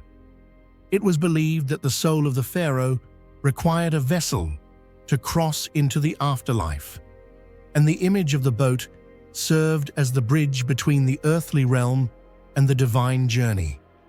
What makes the Abydos boat graves truly special, however, lies not only in their symbolic value, but also in the many unresolved questions surrounding their actual function, usage, and deeper meaning.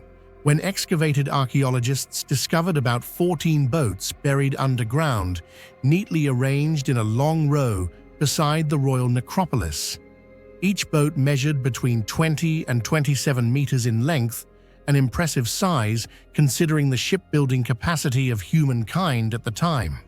They were constructed from large wooden planks, joined together with sophisticated mortise and tenon techniques with little to no use of metal nails. This proves that early Egyptians possessed advanced craftsmanship and shipbuilding skills even before the construction of the Great Pyramids. What makes the Abydos boat graves such a profound mystery is that inside these vessels, archaeologists found no human remains or traces of the deceased. This stands in stark contrast to many other cultures such as the Vikings in Northern Europe or certain Asian communities, where boat burials were typically associated with placing the body and grave goods to prepare for the journey into the afterlife. At Abydos, however, the boats no longer seem to function as physical means of transporting the soul, but rather as ritual symbols, serving as emblems of power and religious belief. The absence of bodies has given rise to numerous theories. Were the boats created to symbolize divine escort, or did they represent the pharaoh's authority even as he entered death? To this day, the question remains unresolved. One of the most debated aspects of the Abydos boat graves is the true function of these vessels. Some scholars argue they were solar boats, serving as the means for the pharaoh's soul to journey eternally alongside the sun god Ra, affirming the king's sacred role in the cosmos. Others, however, link them to the cult of Osiris at Abydos, the god of the dead, suggesting the boats played a role in ritual reenactments of myth. The puzzling detail is that these vessels share the same size and construction as actual boats used on the Nile. Were they truly employed in life before being buried, or were they crafted solely for funerary purposes? This question remains unanswered to this day. Some recent studies show that the wood of these boats bears signs of wear, suggesting they may have been used in real life before burial. If true, these might have been the actual vessels that once served the pharaoh during life or in royal ceremonies, later dedicated to accompany him in the afterlife. However, there is still no definitive evidence, as debates over the dating of the timber and the interpretation of wear marks continue. Another peculiarity lies in how they were buried. The boats were placed neatly parallel to one another, forming a long row as if preparing for a sacred procession. This was no random act, but a clear reflection of ritual and mathematical precision. The arrangement evokes the image of a fleet escorting the king on his journey to immortality. But then why exactly 14 boats? Does this number hold symbolic meaning in ancient Egyptian religion, or was it simply the maximum number the royal court could muster at the time? To this day, there is no definitive answer. The mystery deepens with the fact that the boats were buried near the royal tombs, but not directly inside them. This has led to the theory that they represented the strength and authority of the pharaoh not only in this life, but in the afterlife as well. They did not need to contain a body, for their mere presence was enough to convey ultimate power. This interpretation makes the Abydos boat graves a unique testament to the development of symbolic thought and funerary rituals in Egypt, surpassing what we see in many other ancient civilizations. Yet some archaeologists have suggested another theory: could these boats be tied to mythological reenactments? In Egyptian mythology, Osiris was killed, dismembered, and later resurrected. Pharaoh's funerary rites often included reenactments of this myth, and boats may have played a role in Osiris's symbolic journey across sacred realms. But since ancient records provide so few details, this theory remains speculative. It is precisely this ambiguity that makes the Abydos boat graves one of the great enigmas of Egyptology. Unlike pyramids, whose structures and purposes are relatively clear, these boat burials continuously provoke questions. Could they be remnants of a lost ritual, one we can no longer fully comprehend today, or do they conceal deeper meanings, intertwining religion, politics, and royal power in the formative years of Egypt? When compared with other cultures, the uniqueness of the Abydos boat graves becomes even more striking. The Vikings buried boats to let the dead sail away into the other world. Some Asian tribes believed boats were needed to cross the river, dividing life and death. But at Abydos, burying giant boats with no corpses seems more of a ritual symbol than a literal act. This forces scholars to reconsider: should we interpret ancient Egypt through the lens of other civilizations, or should we approach it entirely differently? Today, the Abydos boat graves remain under study, with every new discovery about the wood shipbuilding methods or wear marks adding another clue to the larger puzzle. Yet perhaps it is precisely this lack of complete clarity that makes the site so captivating. Ancient Egypt fascinates us not only for what we know, but also for the mysteries that remain unsolved. And the Abydos boat graves, with all their unanswered questions, stand as one of the most vivid reminders of this truth. Thus, the Abydos boat graves are not only among the earliest evidence of boat burials in human history, but also one of archaeology's enduring enigmas. Each buried vessel at Abydos is like a missing piece in the grand puzzle of Egyptian faith and ritual, urging future generations to keep searching for answers. In 79 AD, when Mount Vesuvius suddenly erupted, Pompeii, the jewel of the Roman Empire's coastline, was buried in a sea of ash in the blink of an eye. A once vibrant city turned into a fossilized graveyard where time stood still and unfinished stories were entombed in darkness. Yet among these ruins, archaeologists uncovered a small wooden chest filled with symbolic power, known as the Pompeii Sorcerer's Treasures. Inside were not gold or jewels, but charms, amulets, and mysterious spiritual objects that evoked an entire world of magic and supernatural belief trusted by the ancient Romans until their very last moments. What do you think these mysterious objects were really used for? Personal protection, secret rituals, or something we may never understand? Share your thoughts in the comments below. In 2019, at the luxurious Casa del Giardino Villa in Pompeii, archaeologists unearthed a small wooden chest containing artifacts that astonished the scientific community. Instead of gold or sparkling jewels, as one might imagine in the treasures of Roman elites, it held dozens of small objects rich in symbolism.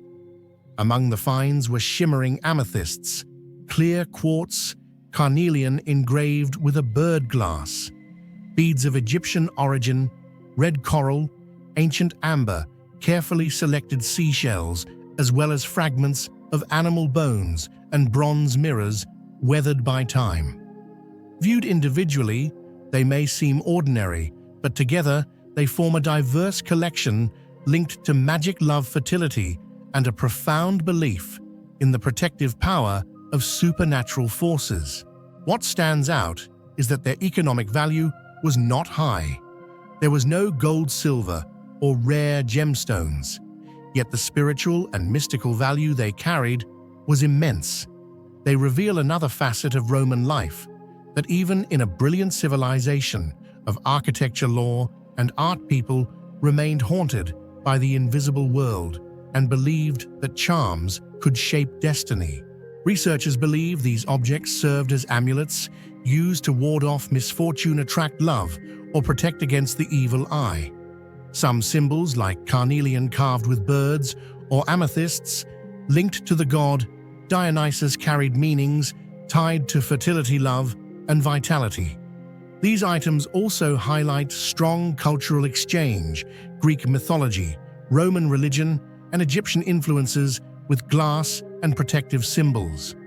This shows that Pompeii was not just an ordinary Roman city, but a crossroads of diverse cultures, beliefs, and magical practices. Another curious detail is that many artifacts seemed connected to women. Scholars speculate they may have belonged to a woman, perhaps a fortune teller, a sorceress, or simply someone with deep faith in magical rituals. In Roman society, women were often seen as playing special roles in preserving charms, curses, and folk rituals, since they were associated with fertility, nurturing, and protection. If this hypothesis is correct, then the sorcerer's treasures chest is a rare testament to the private spiritual world of Roman women before Pompeii's downfall. However, the most fascinating aspect does not lie in the artifacts themselves, but in the unanswered mysteries surrounding them. This is what makes Pompeii's sorcerer's treasures one of the most enigmatic discoveries of the 21st century related to Pompeii. The biggest question is who was truly the owner of this mysterious chest.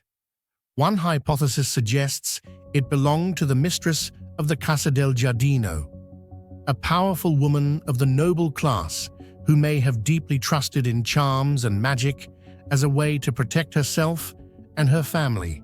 However, many researchers argue that most of the items in the chest held little economic value and were highly personal, meaning they could very well have belonged to a slave or servant within the villa.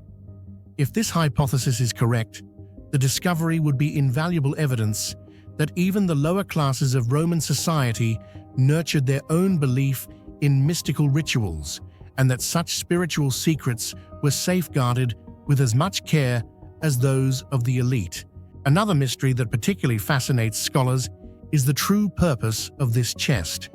Was it simply a collection of charms owned by a superstitious woman who believed that small stones, seashells, or bronze mirrors could protect her from misfortune and bring love? Or was it in fact the professional toolkit of a practicing sorcerer used in rituals of divination, healing, and even spellcasting? If the latter is true, it would mean that Pompeii was not only renowned for its luxurious villas, splendid public baths, and indulgent lifestyle, but also harbored a hidden class of sorcerers who worked in the shadows. This is a facet rarely recorded in Roman history, and it adds yet another layer of mystery surrounding this enigmatic chest.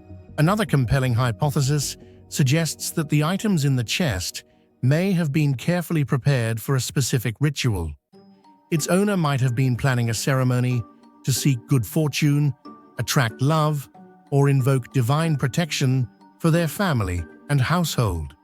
Each stone, each tiny amulet, each piece of coral or bronze mirror may have been arranged with deliberate intent, like links in a ritual that had already been conceived. Yet when the catastrophe of Vesuvius struck, all such preparations were abruptly cut short, leaving behind an unfinished treasure. For this reason, these artifacts are not only archaeological evidence, but also a tragic testimony to a ritual forever left incomplete, buried by the passage of time. Fourth, could this be proof that Pompeii once had a secret community practicing witchcraft and magic? We know that in Roman society, groups accused of magical practices did exist, often scorned or even persecuted.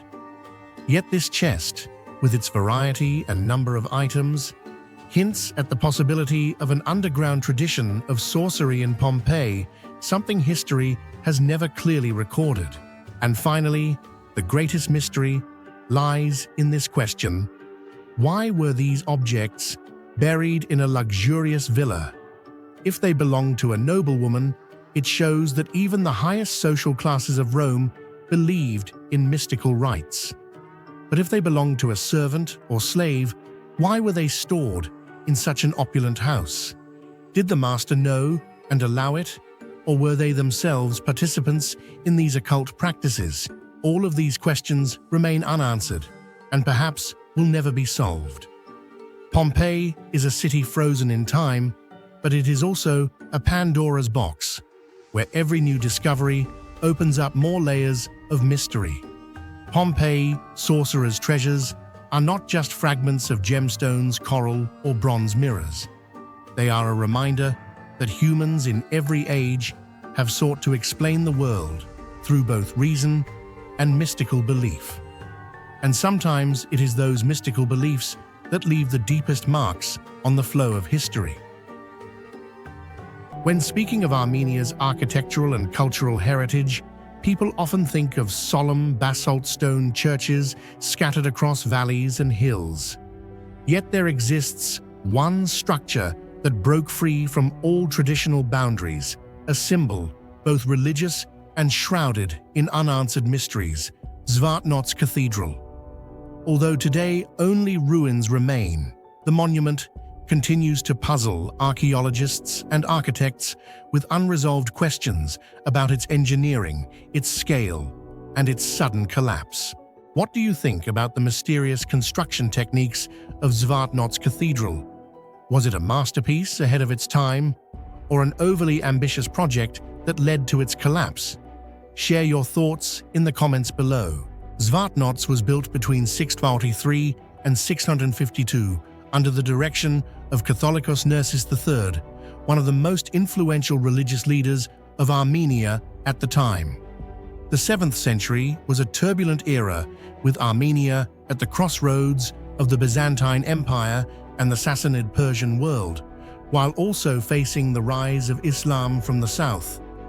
In this context, Nerses III sought to construct a grand religious monument, not only to reinforce Christian faith, but also to affirm Armenia's political and cultural status.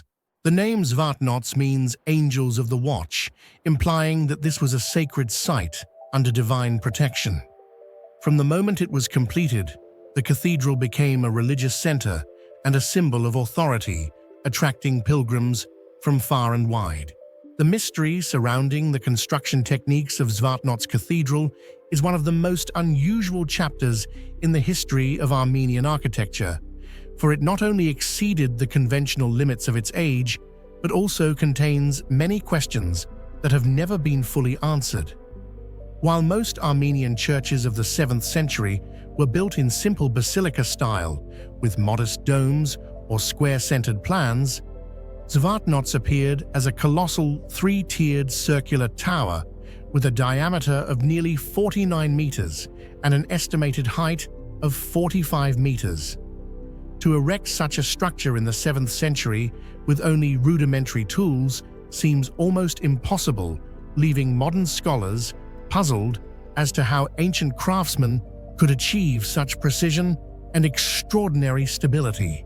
What made it even more remarkable was that the massive dome was supported by concentric rings of basalt columns. These basalt blocks, weighing several tons each, were intricately carved and fitted with near-perfect joints, often without mortar, evoking the construction methods of the Egyptian pyramids or the Incan temples of South America. This raises the question, how could ancient builders, with only hammers, chisels, plumb lines, and basic mechanical tools, create joints so tight that they remain stable for centuries? Some theories suggest they might have applied sophisticated stone locking techniques or used molten lead to secure and reduce vibration, but no conclusive evidence has ever been found. To support such a massive dome on a wide circular base, the architects must have understood mechanics, the distribution of lateral and vertical forces, and the principles of gravitational balance, knowledge that many believe existed only in Byzantine or late Roman architecture. Yet no records prove that this expertise was transmitted to Armenia. Thus, the existence of Zvartnots raises a bold hypothesis. Could it have been the result of civilizational exchange, as Armenia stood between great powers like Byzantium and Persia, where foreign engineers and outside knowledge may have left their mark? The Roman-style decorations, Corinthian capitals, and blended religious motifs further reinforce the idea that this was both a native creation and a product of multicultural fusion. Even with modern technology, engineers still cannot agree on whether the structure described in historical records could have actually stood in reality. 3D reconstructions present a majestic and balanced building, but some argue these are idealized images, while the original version may have been different, perhaps even much simpler. Nevertheless, the surviving ruins prove that for several centuries at least, a massive structure stood proudly on this site, enough to challenge every assumption about the limits of early medieval engineering. It is precisely these contradictions that have made Zvartnots an eternal enigma. It not only challenges the understanding of modern archaeologists and architects, but also stirs the imagination about the creativity and ambition of people far ahead of their time. The mystery of how the enormous dome was erected, how the stones were so precisely joined, and what mechanical knowledge the builders may have possessed, all combine into a story without resolution. And perhaps it is this very uncertainty that has made Zvartnots one of the most mysterious and captivating architectural legacies, not only of Armenia, but of human history as a whole. The collapse of Zvartnots Cathedral is one of the greatest mysteries in the history of Armenian architecture. After standing for about 3 centuries, this monumental structure completely disappeared in the 10th century, leaving behind ruins that continue to raise questions for later generations. The most common theory suggests that a violent earthquake destroyed the cathedral, since Armenia lies on one of the most active seismic fault lines in the world. However, many scholars argue that the real cause was the excessive ambition behind its construction. A massive dome placed on a circular base may have been beautiful and advanced, but it lacked long-term stability.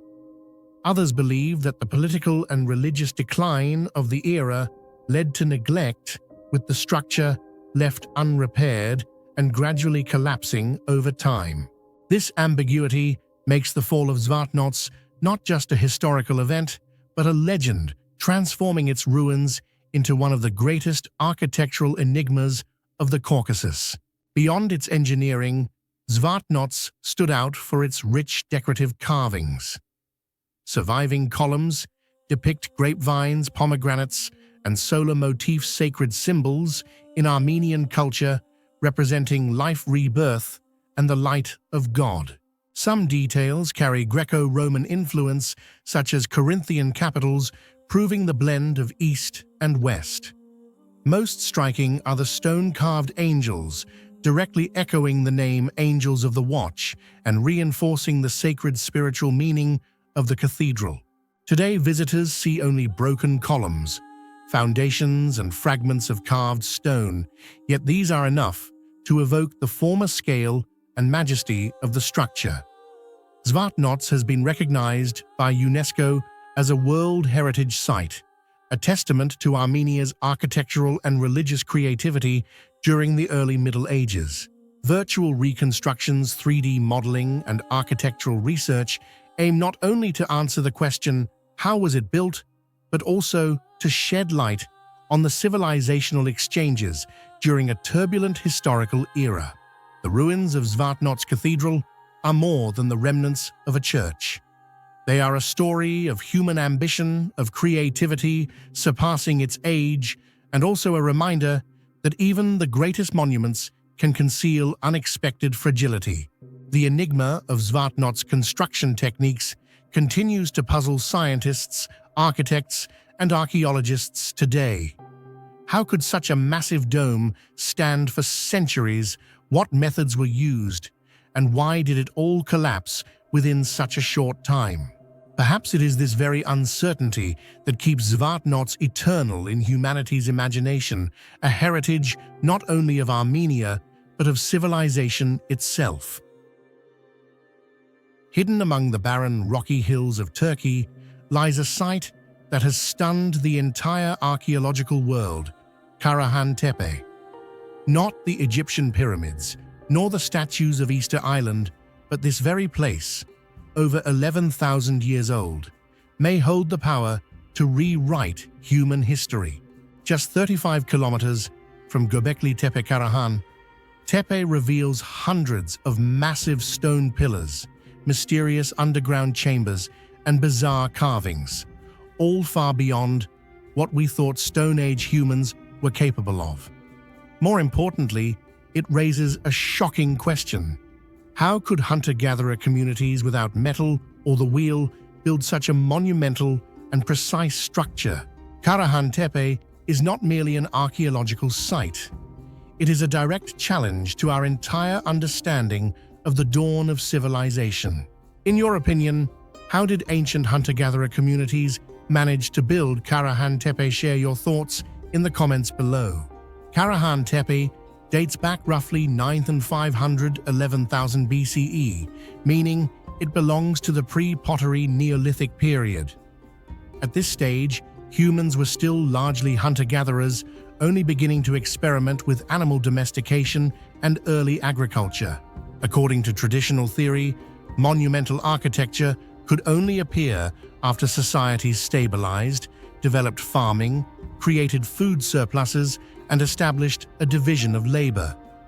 But Karahan Tepe emerged too early, proving that so-called primitive people were already capable of organization, cooperation, and creativity far beyond imagination. Excavations reveal that Karahan Tepe contained hundreds of stone pillars arranged in circles or rectangular formations. Some pillars stand over 3 meters tall, carved smooth and rounded even with decorative engravings. Another striking feature is the presence of underground chambers. Most notable is a room containing dozens of phallic-shaped pillars rising from the floor. Archaeologists believe this may have been the setting for fertility rituals, symbolic ceremonies, or mysterious communal gatherings. Its complex stonework, hidden chambers, and symmetrical layout suggest Karahan Tepe was a religious social center, rivaling Göbekli Tepe in importance. Karahan Tepe is not merely a field of standing stones. On many slabs, archaeologists discovered carvings of snakes, foxes, sheepbirds, and especially human figures with eerie features, wide eyes, blank faces, and unnatural expressions.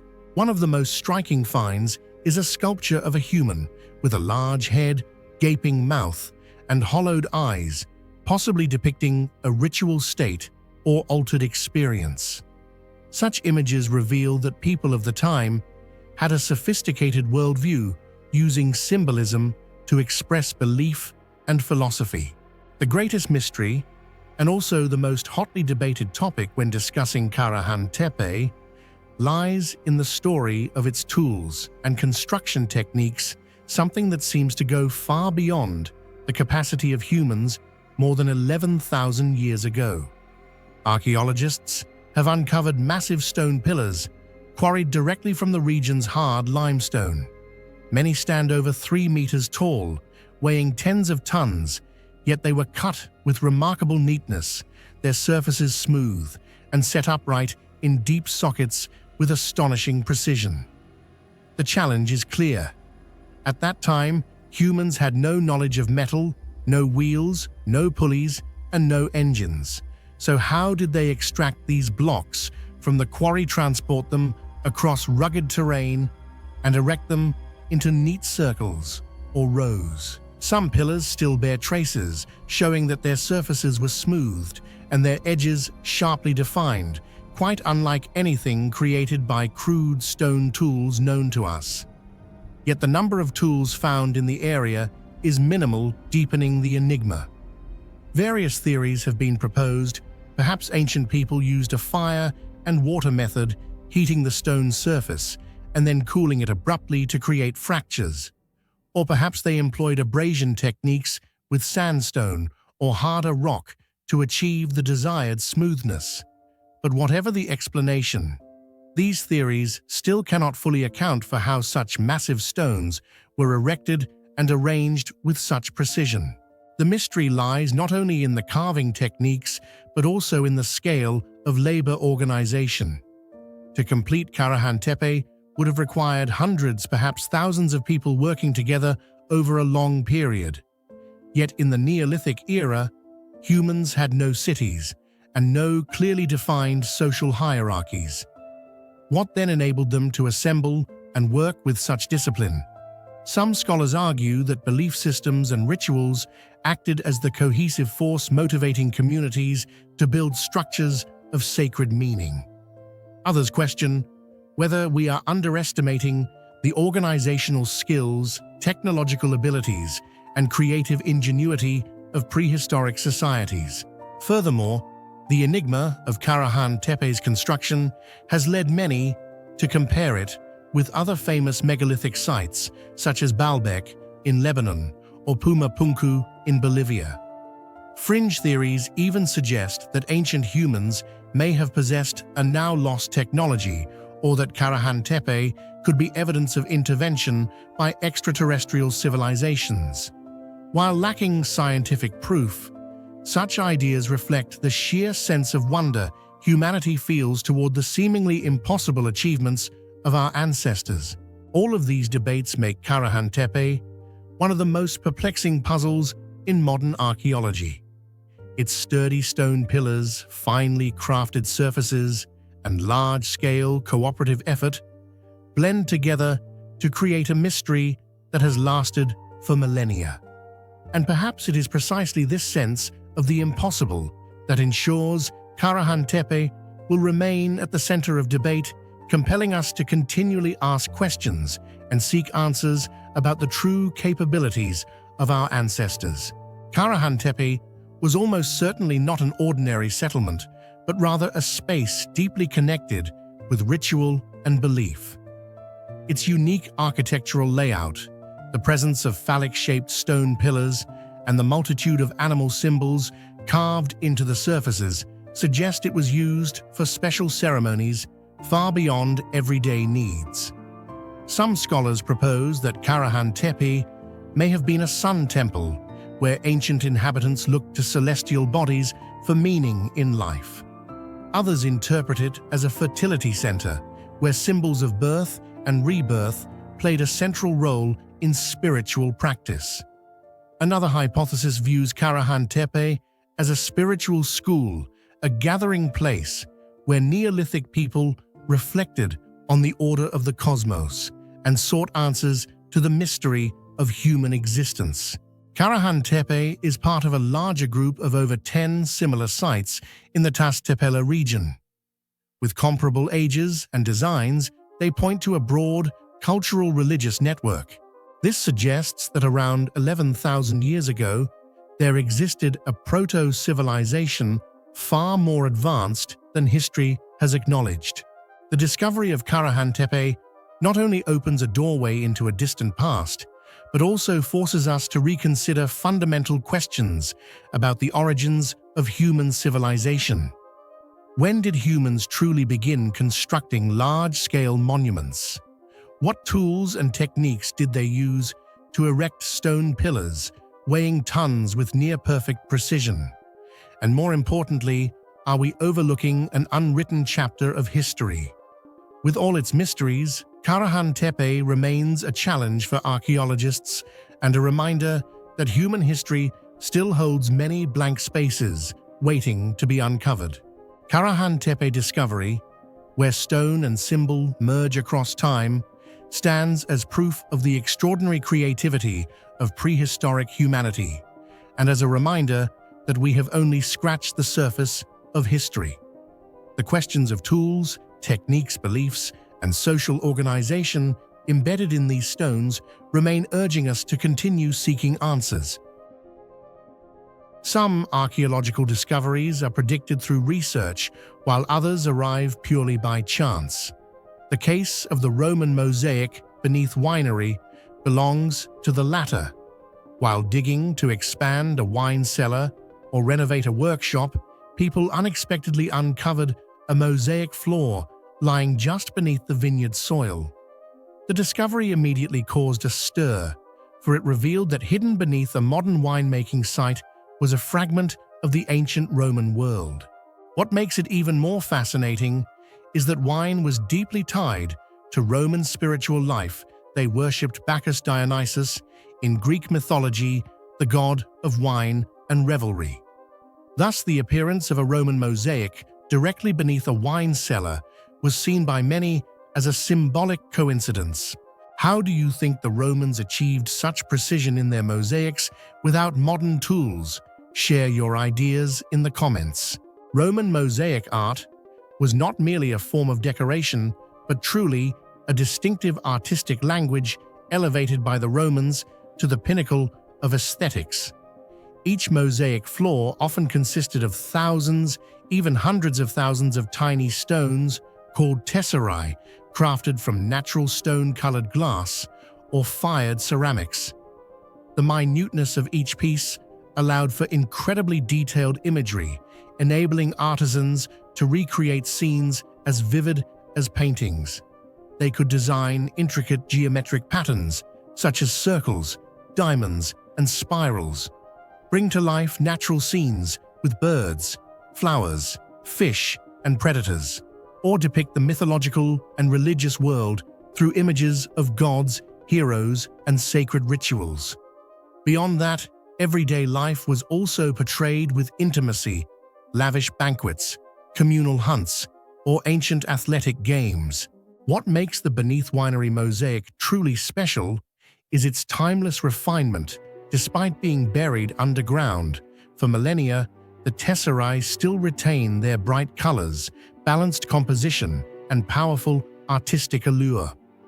This not only demonstrates the talent of Roman artisans, but also reflects their mastery of materials and construction techniques, an expertise that even today remains partly an unsolved mystery to modern science. One of the most mysterious aspects of the Roman mosaic Beneath Winery lies not only in its artistic value, but also in its construction techniques, an issue that continues to puzzle archaeologists and modern materials scientists. First, there is the matter of the near-perfect precision of the tesserae. They are almost uniform in size, finely cut to form smooth curves, complex patterns, and images with striking visual depth, all without revealing rough or uneven joints. This is astonishing given that the Romans did not possess modern industrial cutting tools. Could it be that they employed special grinding, carving, or casting techniques that we have yet to successfully recreate today? Second, the extraordinary durability of the mosaic remains an enduring enigma. After thousands of years underground, exposed to moisture, plant roots, and the pressure of soil and stone, it has survived intact and preserved much of its original beauty. Research suggests that the Romans used a special mortar capable of resisting water, preventing cracks, and binding tightly with stone. Yet its precise formula has not been fully decoded. Despite numerous analyses of its composition, there are still hidden factors in their mixing methods, chemical ratios, or firing processes that modern science has not been able to replicate flawlessly. Third, the coloring techniques in the Beneath Winery mosaic reveal a level of chemical knowledge far ahead of its time. The Romans did not rely solely on the natural hues of stone. They also produced colored ceramics and used metallic oxides to create vivid shades of blue, bright red, and golden yellow. The fact that these colors have endured for millennia demonstrates that they understood how to stabilize pigments and limit fading caused by light and moisture. Many scholars believe this is evidence of an advanced foundation in metallurgy and chemistry that we still have not fully uncovered from the Roman world. Finally, the scale of execution cannot be overlooked. A mosaic as large as the one beneath the winery could not have been the work of just a few individuals, but rather the coordinated effort of a team of artisans. The question arises, how did they maintain consistency in proportion, style, and composition over months or even years of construction?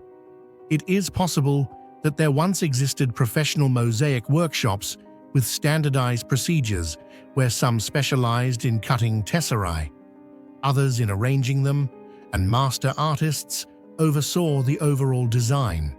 However, archaeological evidence for such workshops remains scarce, leaving a large gap in our understanding.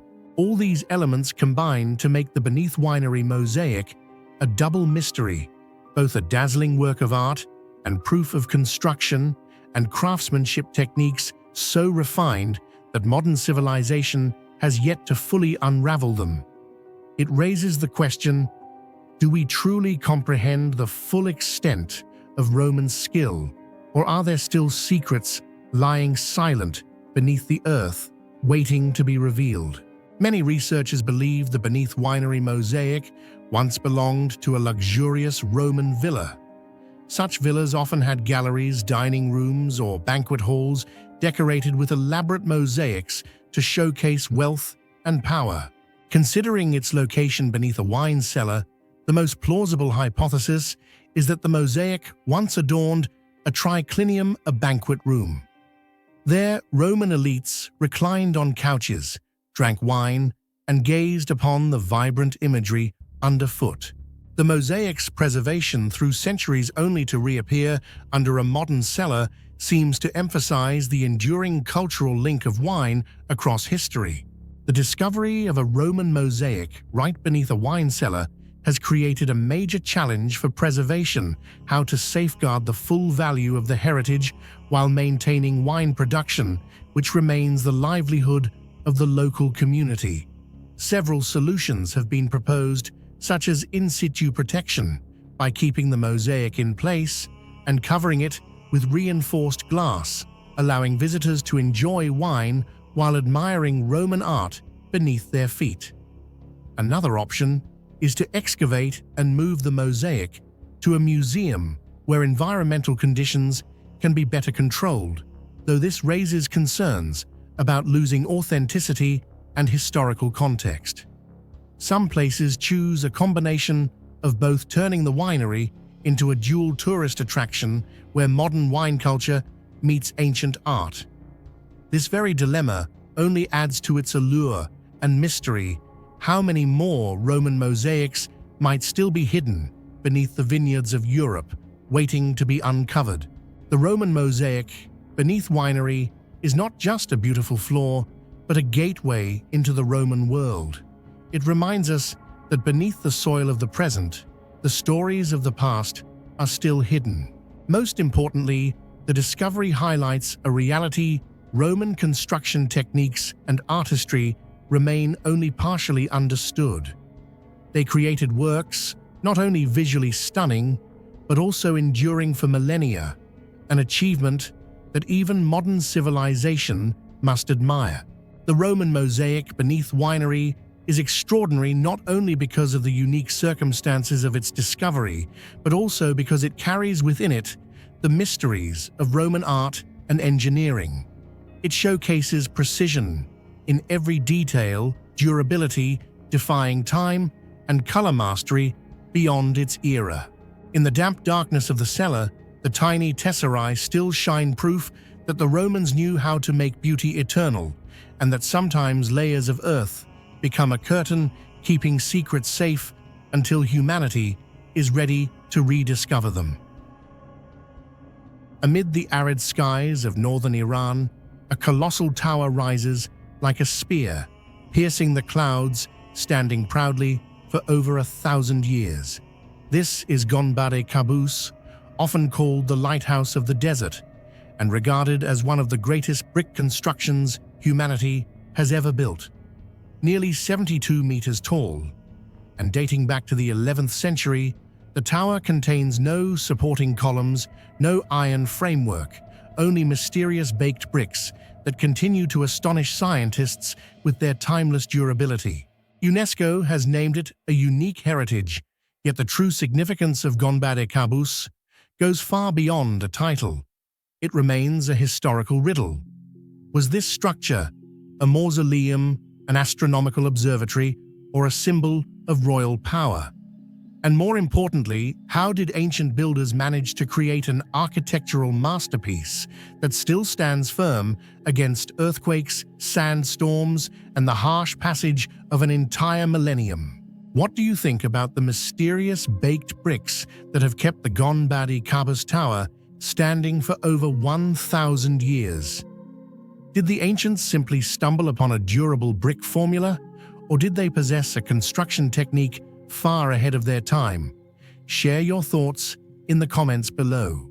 The Gonbadi Kabus Tower was built in 1006-1007 during the reign of Kabus ibn Voshmgir, a ruler renowned for his passion for knowledge, art, and science. From the very beginning, this monument stood apart from the architectural norms of the Islamic world of its time.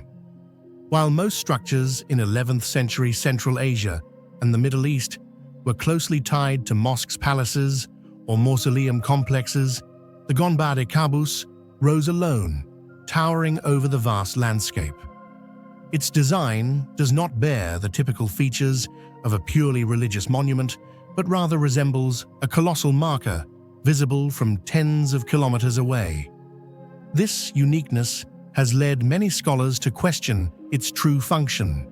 Was it the king's mausoleum, a desert lighthouse for orientation, or a mysterious astronomical pillar? Its solitude, distinctiveness, and aura of mystery have elevated the Gonbadi Kabus into an incomparable symbol in the history of world architecture. The most striking and also the greatest mystery of the Gonbadi Kabus Tower lies in the materials and construction techniques used by the ancients. The entire monument was built from baked bricks, but not the ordinary kind. On close inspection, experts note that the bricks gleam with golden red hues under sunlight, giving the structure a solemn yet mysterious appearance. What makes them extraordinary is their exceptional durability, unlike other brick structures of the same era, which typically eroded or weathered away after a few centuries. Modern analyses show that the bricks of Gonbadi Kabus contain unusually high levels of silica and iron oxide, fired at much higher temperatures than typical medieval brick-making technology. This made them almost as hard as stone, withstanding harsh climates and centuries of wind and rain. The tower's overall structure is a massive cylinder, about 17 meters in diameter at the base, with walls nearly 3 meters thick. Inside, it is completely hollow, with no supporting columns whatsoever. From modern engineering knowledge, we know that a structure nearly 72 meters tall with such an empty core would normally collapse under the pressure of gravity and wind. Yet remarkably, the 11th century builders devised a unique solution. Each circular layer of bricks was laid at a slight inward angle, turning the entire monument into a giant self-supporting dome. This allowed the weight to be distributed evenly from base to top, keeping the tower stable without the use of wooden or metal supports. The conical spire crowning the tower is itself a technical masterpiece. Built entirely of baked bricks, each piece fits tightly into the next, in a spiral formation, rising upward, with no mortar or cement to bind them. This demonstrates the builder's deep understanding of gravity and precision, ensuring that the bricks interlocked into one seamless whole. A single miscalculation during construction could have compromised the tower's balance, yet the structure has stood tall for more than a millennium, evidence of building expertise far beyond what we usually imagine for that time. Moreover, the exterior features 10 vertical flanges running from the base nearly to the summit. At first glance, they appear decorative, but closer study reveals they play a critical role in structural stability. They disperse wind pressure, reduce seismic vibrations, and enhance the tower's overall strength. This proves that the builders were not merely skilled craftsmen, but also had a profound grasp of mathematics, physics, and the interaction between architecture and nature. The combination of unique baked bricks, sophisticated angled brickwork, and the system of vertical flanges has made the Gonbadi Kabus Tower one of the most resilient brick structures in human history. Scholars continue to ask, were the engineers of the 11th century simply master builders, or did they inherit some ancient knowledge passed down from civilizations long lost to time? That question remains unanswered, and it is this very ambiguity that makes the Gonbade Kabus Tower one of the most fascinating enigmas in the history of world architecture. The true purpose of the Gonbade Kabus Tower remains an enigma that has puzzled generations of scholars. The most widespread theory suggests it was once the mausoleum of King Kabus ibn Voshmgir, who ordered its construction in the early 11th century. However, after more than a century of excavations and studies, archaeologists have found no coffins, human remains, or burial traces inside.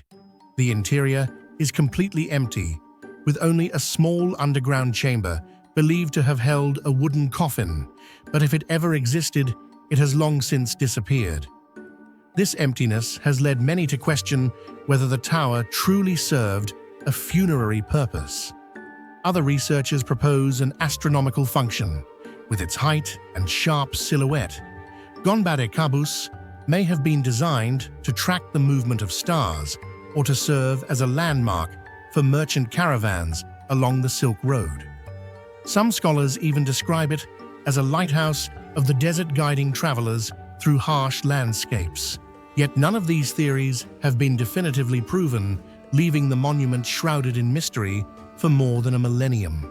Regardless of its true function, the Gonbade Kabus Tower embodies the authority and intellectual spirit of its founder.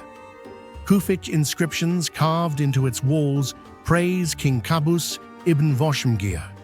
Many scholars interpret the tower as a statement, a monument proclaiming the stature of a ruler devoted to science, art, and astronomy, while also showcasing a civilization's ability to master materials and nature to create a structure far ahead of its time.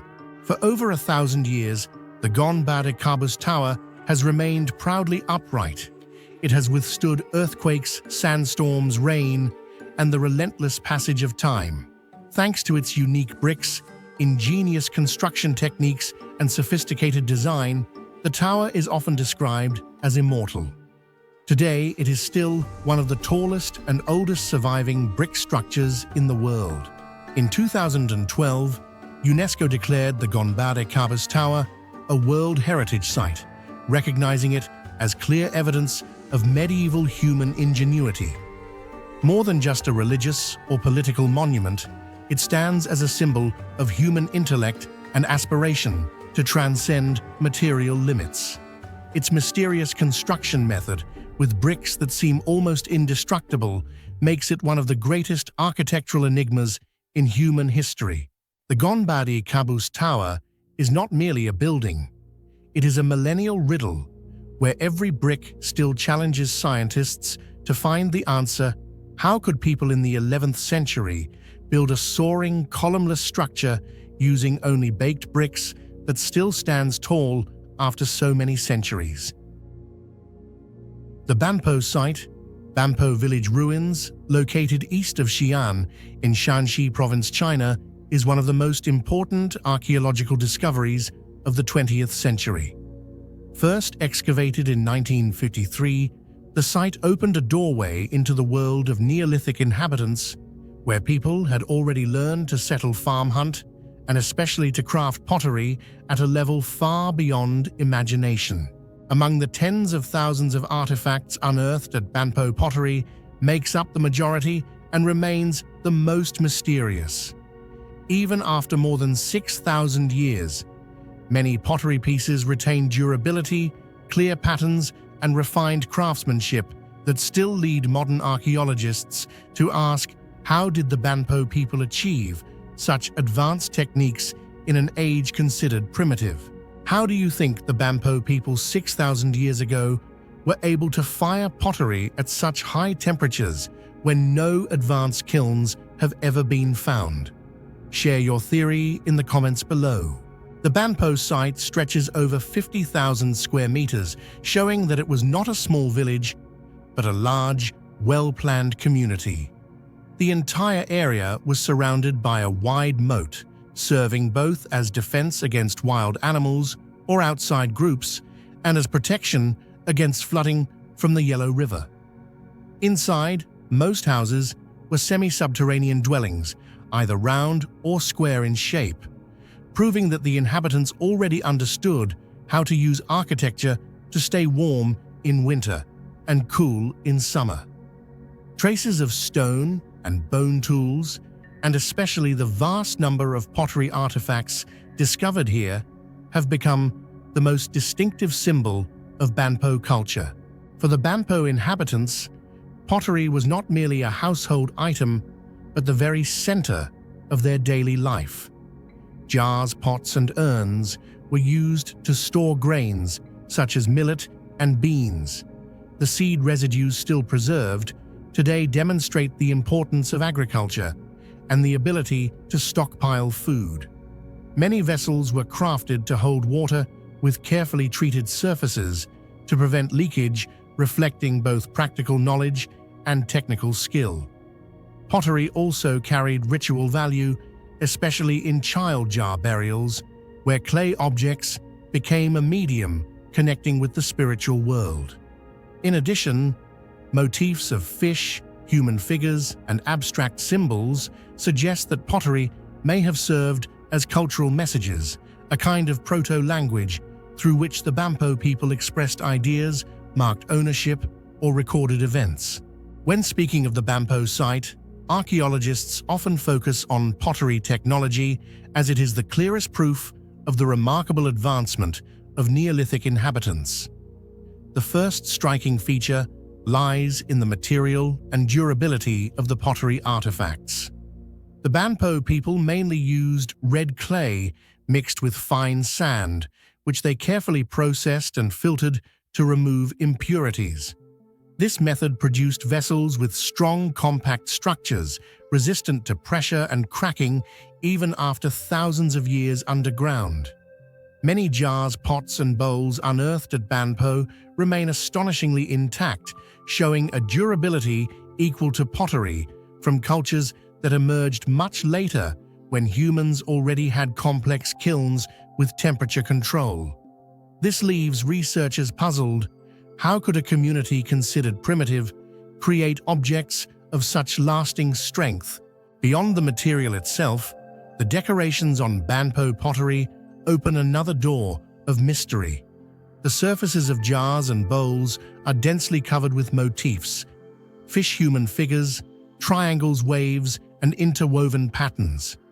Remarkably many are not randomly arranged, but follow certain rules, evoking a primitive, symbolic system. Some scholars suggest this could be a form of proto-writing used to mark ownership, exchange information, or convey symbolic meaning. If so, Banpo was not only a center of fine pottery production, but also perhaps a cradle of symbolic language. Yet to this day, no one has fully deciphered these signs, turning each shard into an undeciphered text fueling debate within academia. The greatest enigma, however, lies in the firing technique. Archaeological experiments show that to achieve the durability and color of Banpo pottery, stable temperatures of 900 to 1000 degrees C were required.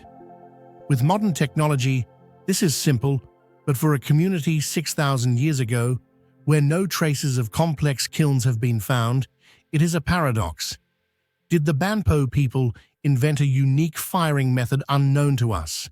Or had they mastered fuel and airflow control in simple earth pits, transforming them into makeshift kilns capable of achieving high, stable heat?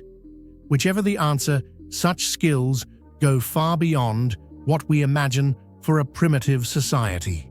Thus, Banpo pottery is not merely household ware, but a testament to the creativity and ingenuity of early humans. Each vessel, beyond its practical use, stands as a technical, artistic, and cultural heritage, reflecting a level of development so advanced that even today it cannot be fully explained.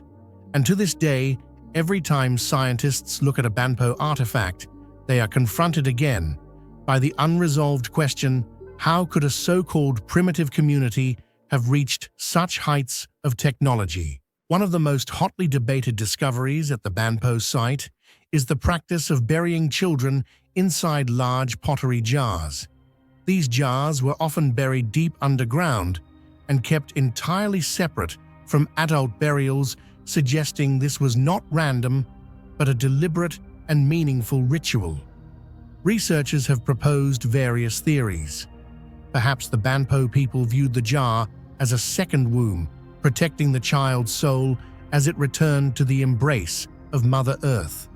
Or perhaps it was simply a practical choice, since a child's small body could easily fit inside. Yet the absence of adult burials in the same manner adds to the mystery, making this custom one of the greatest enigmas of Banpo culture, at once hinting at spiritual beliefs and reflecting a very different perspective on death within early society. Banpo was part of the Yangshao culture, which spread widely across the Yellow River Basin. It marked an important stage when humans shifted from hunting-gathering to settled agriculture. Banpo pottery, with its refinement and mystery, is not only proof of advanced technique, but also reflects symbolic thinking and artistic creativity of early humans.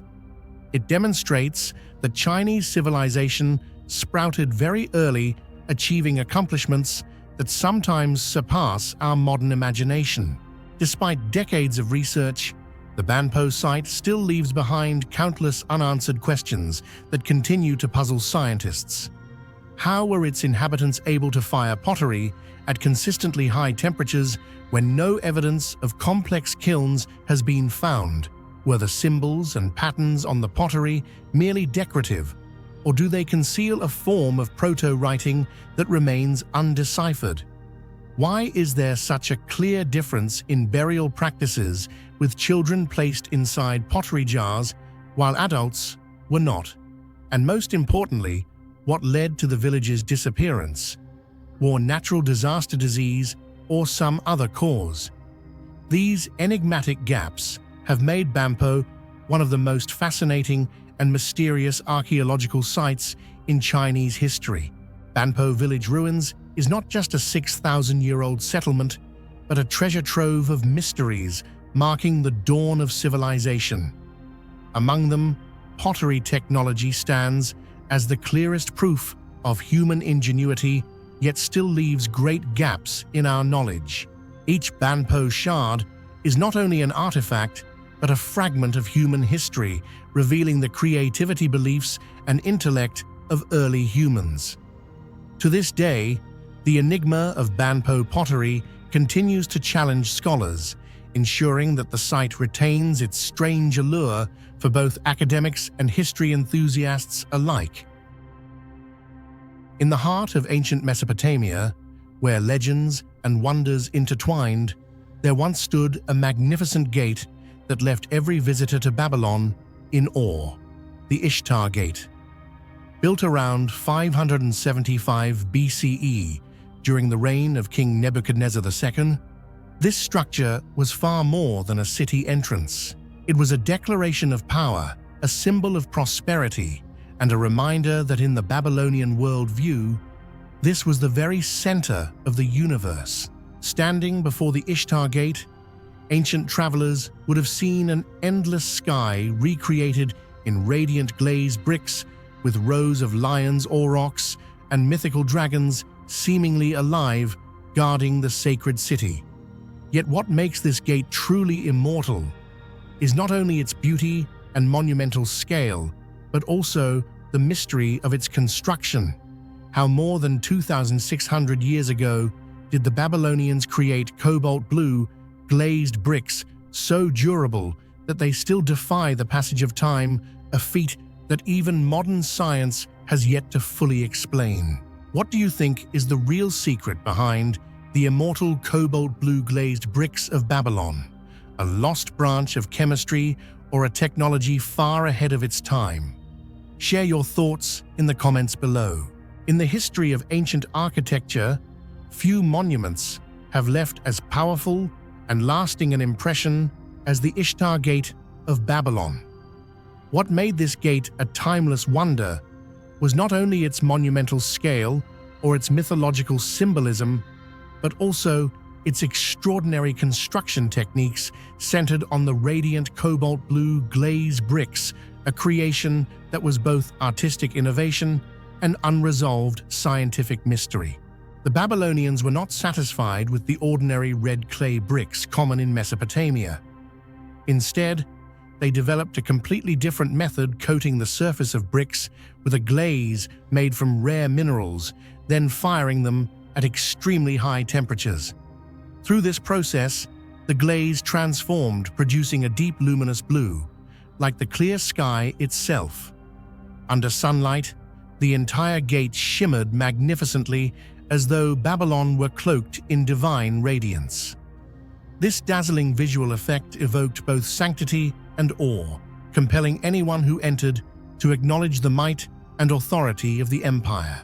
What is astonishing is how much precision this technique required. Craftsmen had to know the exact temperatures needed, for even a slight deviation could cause the glaze to crack or lose its color. They also had to master the ratios of minerals such as copper and cobalt, substances not easily found in Mesopotamia. Yet the Babylonians not only perfected the process, but also scaled it up, producing millions of bricks with consistent color and remarkable durability that has lasted for millennia.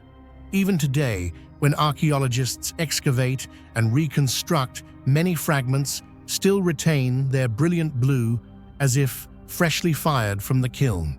Beyond the blue background, the Babylonians also invented the technique of molded glazed relief bricks to depict mythological creatures. Thousands of bricks were crafted as pieces of a vast mosaic, each containing a portion of a design. When assembled, they formed lions, aurochs, and Mushushu dragons with striking detail and lifelike energy.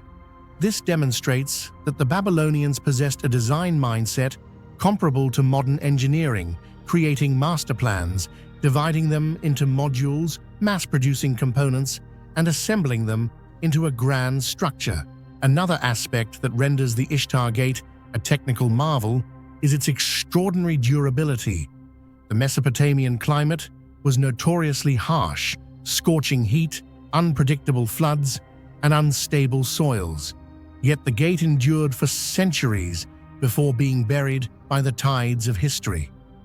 When German archaeologists excavated it in the early 20th century, many sections remained intact, with the glazed bricks still shining, a testament to the careful calculations the Babylonians had made to ensure their materials could withstand environmental extremes.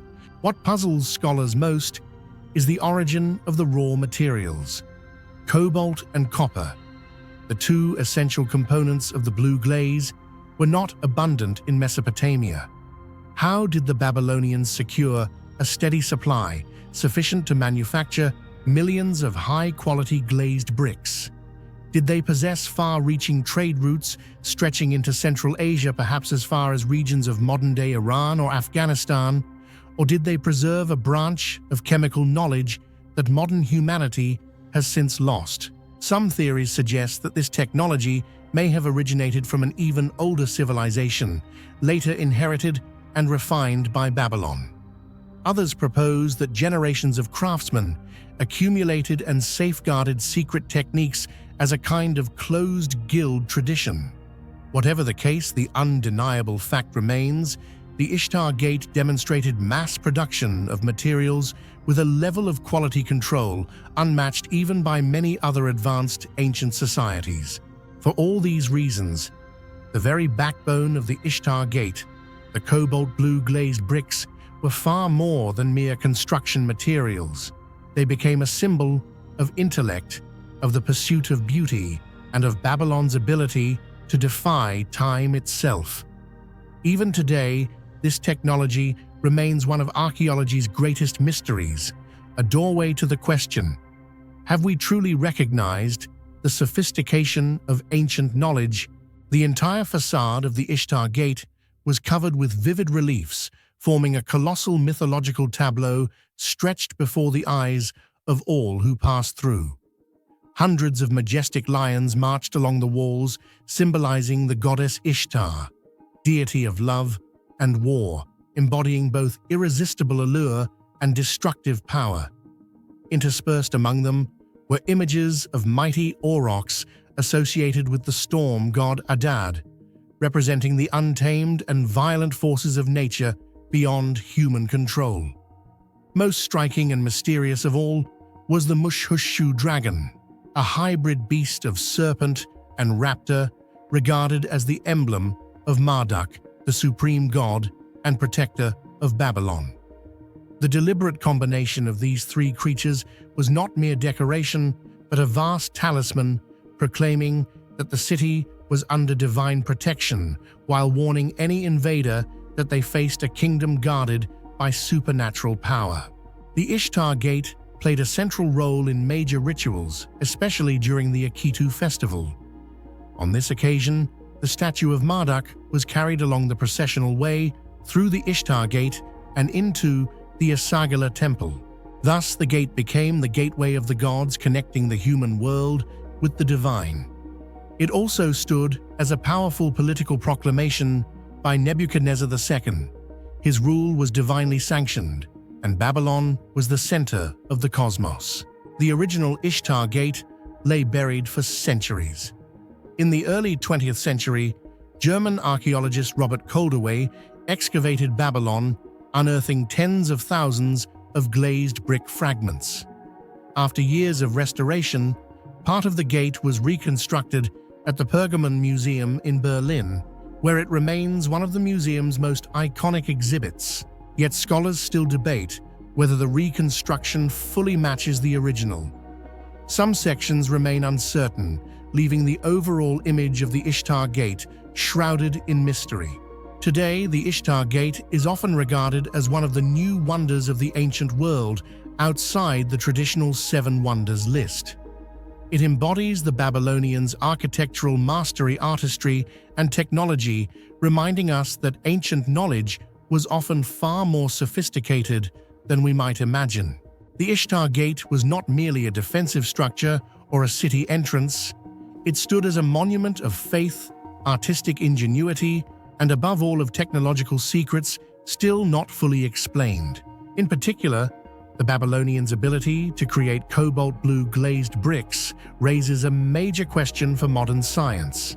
How could an ancient society, lacking industrial machinery, precisely control kiln temperatures, mix chemical compounds, and mass-produce uniform, durable materials? Perhaps this is the enduring message of the Ishtar Gate, that human creativity and the pursuit of beauty are limitless, and that many ancient truths still await rediscovery. On the banks of the Tigris, in the heart of ancient Mesopotamia, rose a city whose destiny would shape empires, Assur. But its true power did not lie in vast palaces or mighty walls. Instead, it radiated from a sacred sanctuary, the Temple of Ashur, home of the god who bore the city's very name. From a simple mud-brick shrine in the 3rd millennium BCE, it grew into a monumental complex that every Assyrian king revered as the very throne of divine will. Here, rulers were not only crowned, but spiritually bound, their authority legitimized by Ashur himself. The temple was more than stone and ritual. It was the heartbeat of an empire, a place where politics fused with faith, and where the fate of millions was believed to flow from the hands of one god. What do you think the undeciphered texts in the Temple of Ashur might be hiding? Could they be secrets of religious rituals, ancient astronomical knowledge, or even supernatural mysteries that the Assyrians deliberately kept hidden?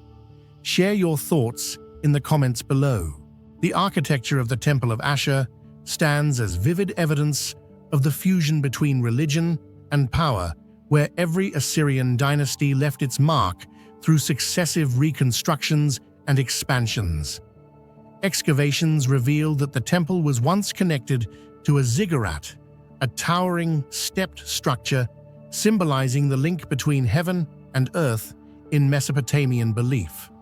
More than a place of worship, the ziggurat carried the meaning of a sacred bridge where humans could offer devotion to the gods and receive divine protection. Its vast foundations, thick walls, and long corridors winding around the temple reflect a construction technique far ahead of its time, requiring meticulous planning and organization.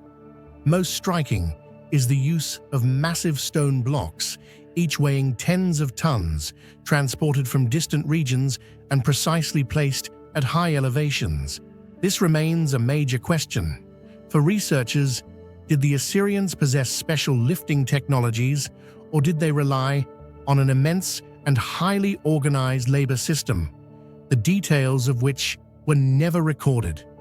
The mystery of how they mastered both material and space has turned the architecture of the Temple of Ashur into an enigma that continues to fascinate future generations.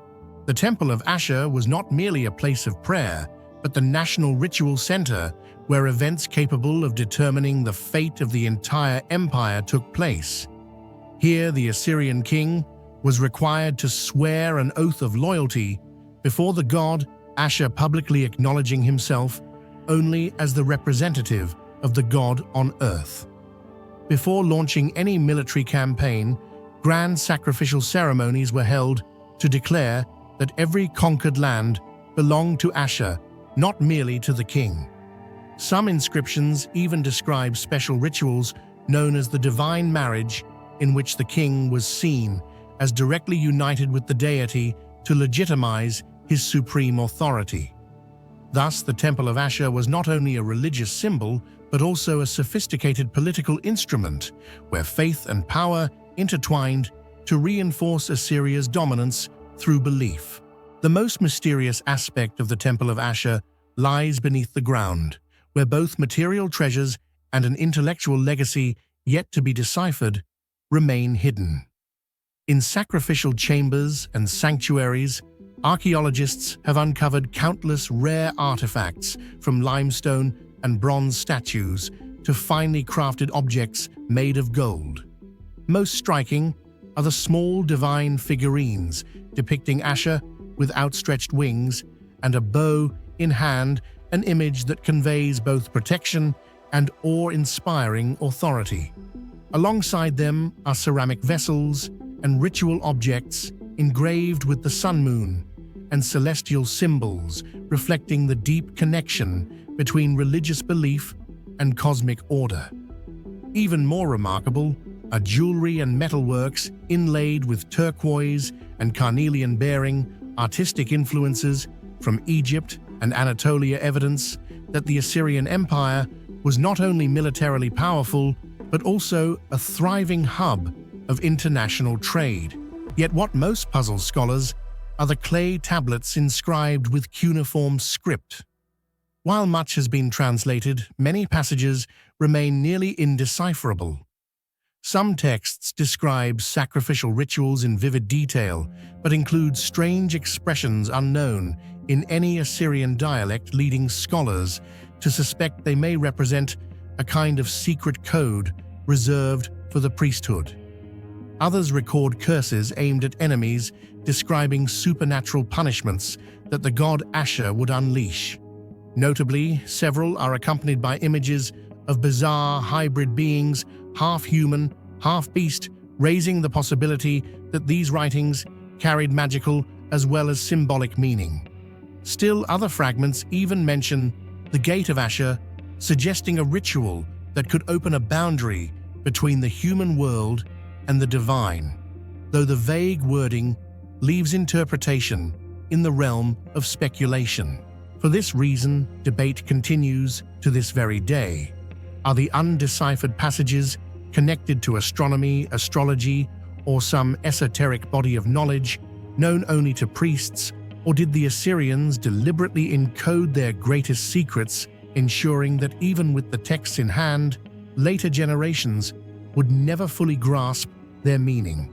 It is precisely these obscure lines and enigmatic symbols on clay that have transformed the Temple of Ashur into a mystical archive where every fragment and inscription holds a hidden piece of mystery. And perhaps it is the very silence of these undeciphered writings that serves as the most powerful reminder of the intellect, the faith, and the unreachable dimensions of the Assyrian world that modern humanity has yet to comprehend. When the Assyrian Empire collapsed and Nineveh fell in 612 BCE, the city of Assur met the same fate. Invading armies destroyed the temple, seeing it as the ultimate way to end Ashur's divine authority. Nevertheless, foundations, walls, and partial structures survived enough to reveal its former grandeur. The cuneiform tablets buried in the ruins became the precious clues that modern scholars can finally study. Today, the Temple of Ashur is not merely an archaeological site, but a vivid symbol of the intersection between religion and politics, power and faith. It reveals how ancient empires skillfully used religious belief to strengthen authority and maintain dominance. At the same time, the undeciphered texts continue to pose a profound question. Do they contain astronomical knowledge, ritual practices, or philosophies far ahead of their time? Ultimately, the Temple of Ashur reminds humanity that no empire is eternal, only mysteries remain, waiting to be unraveled. The Assur Temple of Ashur stands as testimony to the deep bond between political authority and religious devotion in Mesopotamian civilization. From its majestic ziggurat architecture and mystical rituals to the treasures and undeciphered texts, this temple not only embodied the Assyrians' beliefs, but also poses timeless questions for modern minds. Perhaps it is these very enigmas, unread signs, cryptic curses, and symbolic treasures that form the lingering breath of Ashur, echoing across thousands of years of history.